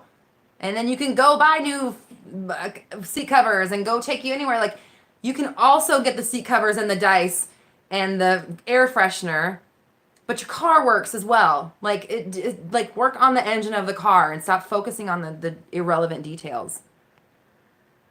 Should I pretend I got accepted to my dream school, or should I go further and pretend to already go there? Which is more powerful? Both. Both. Have a vision of you being, like, graduating from there. Get a sweatshirt. Like, make a Photoshop picture of you with, like, the cap on. Print it up. Let that be your end goal. Use that scene as your end goal so you know where you're headed. And then use I'm going to blah, blah, blah. I'm going to da-da-da. I'm going to da-da-da. Going to da-da-da. Going to this school. And then you start, like I said, you start acting like somebody who's just got accepted. Oh, my God, I just got accepted to my dream school. What am I taking? Like, am I taking everything? Do I take my whole wardrobe? Do I take all my stuff? Do I have to get, like, what do I have to get? Do I have to get a mini fridge? Do I need to get a microwave? Like, am I taking all my clothes? Do I take all my stuffed animals? Like, that's what you should be thinking about. Tell yourself that that's your new reality, and then start thinking about the version of you that's living in that reality. What would you do what are you going to do when you get your acceptance letter? And start doing that, okay? You're looking at the school, you're looking at the dorms, you're finding out where you're going to live, you're going to see what restaurants are around, you're going to see, like, what's the campus life like. Go down the road. Just go down the road, okay? That's what you need to do. Feel good. Feel excited about it. Going to blah, blah, blah. We're going to Yale. We're just going to Yale. How about that? We're going to Yale. We're going to Yale. We're going to Yale. You get a Yale pennant, put it up in your room. You start packing up your shit. You start giving away your stuff to your friends. Like, well, I'm not taking this to Yale. I'm going to let you have my boombox or whatever it is. Like, that's an old, outdated reference. Whatever. Yeah, just become it. Be it. Do it. What would you be doing? You're going to Yale now. So now, from now on, we're not telling the story of what if. We're telling the story of I'm going. I'm a Yale student. I'm a Yale. And I'm on my way to becoming a Yale graduate with honors.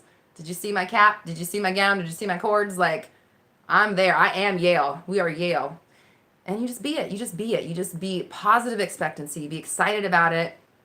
Don't worry about the who, what, when, where. Because if you just decide that you are like, I'm a freaking dope-ass student and I'm going to my dream school, you're going to end up in a good school regardless. So just be it. Just be it. Don't question it. Don't doubt and don't question. And if you do, you insert your positive affirmation version of that fear or that thought. I'm going to Yale. I'm already in Yale. They already sent me I'm so Yale, it's not even funny. My middle name is Yale. Yale. Like, I don't know. You just got to, like, soak it in. You have to insert it in every aspect of your life until you believe it. You're brainwashing yourself. Everything. These are all the same things. Okay. All right. I got to take my dogs out because they're looking at me. If you guys want one-on-one coaching, please go to roxyleehart.com/getmoreroxytalks. You can also DM me on Instagram @roxytalks. Please join my Facebook group, Black Moon Society. The link is in the description below. And let's see, 2 more things. The free masterclass, a free Manifest a Specific Person masterclass, is also below. And I have a new seminar coming out, Love and Money, that launches tomorrow. So the new Roxy Talks video coming out tomorrow on the brand new channel will have information and links to sign up if that is what you're interested in. Otherwise, feel free to ask about one-on-one coaching if that's what you're interested in. DM me on Instagram. Go to my website, roxyleehart.com/getmoreroxytalks.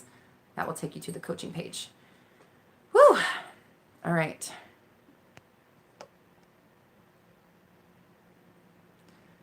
You keep getting evidence. You need to stop entertaining it. It really bugs you that you keep getting evidence. Well, guess what? Now you're getting more things to be bugged about. Contrary evidence. It's bugging me. Okay, here's some more. You don't get what you want. You get what you are. You're bugged, so you're getting more things to be bugged about. Stop. It doesn't matter. And it's just, it doesn't matter. You create a new one in every moment. You create a new whatever it is in every moment. You get a thing of, an evidence of old reality. You brush it off. It's like it doesn't matter. You're like, ugh, so? I don't care. I'm living in my new reality. I don't even care. Like, it doesn't bother. It's unbothered. You don't care. It doesn't affect you. Like, how can it affect you when you're, like, we'll just use a school example. How can it affect you if you're already a student at Yale? It can't. I'm already there. I'm already a student. So, bye. You know, like, you just keep turning your head, and focusing on where you're going. The second you start like, but what if they don't accept me? Well, guess what? Now you're vibrating on what if they don't accept me. That's a really dumb place to vibrate because you're creating the whole thing. And I know yours is a person, but I'm just saying, like, quit letting it, like, quit being bugged by it. It just happens. It does. Like, stuff happens all the time that doesn't please us. Stuff happens all the time that is mediocre. Stuff happens all the time that's just like, that has nothing to do with us. And you just dismiss it. It doesn't matter. Like, I don't know. I'm trying to put into words without like a specific example, but you just can't. You focus, you train yourself. You don't allow, like, it's not like you can't train your brain to think a certain way. You're like allowing it. Well, I think this way, so that's it. No, it's not. You're more than a thought. You're more than a circumstance. You're more than a belief. You're more than anything. You're more than all of the things. So don't let a thought affect your whole being. No, fuck that thought. Sorry, no. A new moment. He said something, that's funny because we're together. That's really weird. And you move on. You can't let it affect you. Can I hop back on my broomstick and just fly somewhere? Fucking trump my joy. Oh my God. Thank you. Okay, you know what's so funny about this? Is here I am talking about contrary evidence, like things that come up that like don't matter or should, like, this guy thinks he's gonna offend me by calling me a witch? Thank you. I am a witch. I would definitely have been burned at the stake if I had been alive during that time. So thank you for recognizing the witch in me, and thank you for being here. We so appreciate your loving opinion. That was a manifestation. You saw it right there. That's what you do. That's what you do to anybody that decides that try to call you out of your name, try to tell you you're not what you want, try to insult you. That guy's not going to insult me. Are you kidding me? Are you out of your mind? Trump my joy. Goodbye. I know he's in the wrong place because I'm not the only witch on this freaking thing. So thank you for making my day. That is so, oh my God, I love it. Life is fun. It is, it's fun. Like that literally just, that almost made my day. Thank you. Okay. All right. Well, it is time to go. Dang. Oh man, it sucks that you had to come on at the very end and say that. I would have had a lot of fun with that. But I do have to take my doggies out. So catch me on the Roxy Talks channel. New video out tomorrow. The whole week is all about manifesting a specific person. So I know that is like the number one thing people want. So whole week is all about manifesting a specific person. Catch me on the Roxy Talks channel. All you have to do is search for me on YouTube and it comes up now. New channel, follow it there. And this will be the last Mindset Monday on this channel. So, oh my God, we've gone 3 hours. Wow, this is my longest one. Okay, cool. I love it. It's fun. All right, guys, I got to take my dogs out. Yeah, absolutely. And yeah, you guys want one-on-one coaching, go ahead and Oh, he said more? Oh, fake news CNN. Oh, you got a friend? Or did you log out and go into a different? Oh, this is great. I think he logged out and went into a different account. Now it's fake news CNN. Hello, Mrs. Witch. Oh, can you please stop this evil sorcerer? I'm like crying right now. Thank you. Oh my God. Hold on. I got to take a screen cap. This is amazing. Can I get both of them in one screen cap? Oh, yes. Okay. Oh my God. Hold on. How do I screen cap with my phone on side? Oh shit. Hold on, guys. I got to take a screen cap of this. I don't necessarily need to be in the picture. Oh shit. Did I do it? Oh fuck. Hold on. Wait. Dang it. I just turned my ringtone down. Okay, get back here. No! What did I do? Oh God. Oh God. Oh God. What have I done? Oh no. did. I tried to take a freaking screen cap. Oh my God. You guys, help me take a screen cap of this person calling me a witch. This is like the highlight of my day right now. How do I, this button and this button? Did I do it? I hope I just did that. Okay, my dog is literally like, bitch, I need to go. Okay. CNN fake news and Trump my joy. Thank you so much for bringing some like joy into my day. I don't know how to scroll down to the comments again because he did get part of his wish because it kind of fucked my phone up a little bit, but oh God, now something crazy is happening.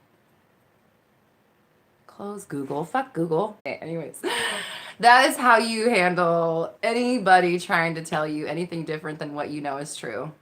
That's it. That guy thinks he's going to shut me up. I got a message. I'm on a path. I know who I am. I'm solid within myself. I'm complimented by it. I think it's hilarious. And I appreciate all of you guys being here and the ones that stuck around. Thank you. Because that was a funny experience. But yeah, next week, Mindset Monday on the new Roxy Talks channel. Please be sure to follow and subscribe. And I'll see you then. Let me make sure all this shit's answered. Yeah, okay. Okay, thanks guys. I appreciate it. Thanks for your patience while we took screen caps and caused technical difficulties. That was so worth it though. Okay. All right, guys. We're all raising our vibrations together. You have the power. I believe in you. Okay, we're going to buy Facebook first. Okay, bye Facebook. And bye YouTube.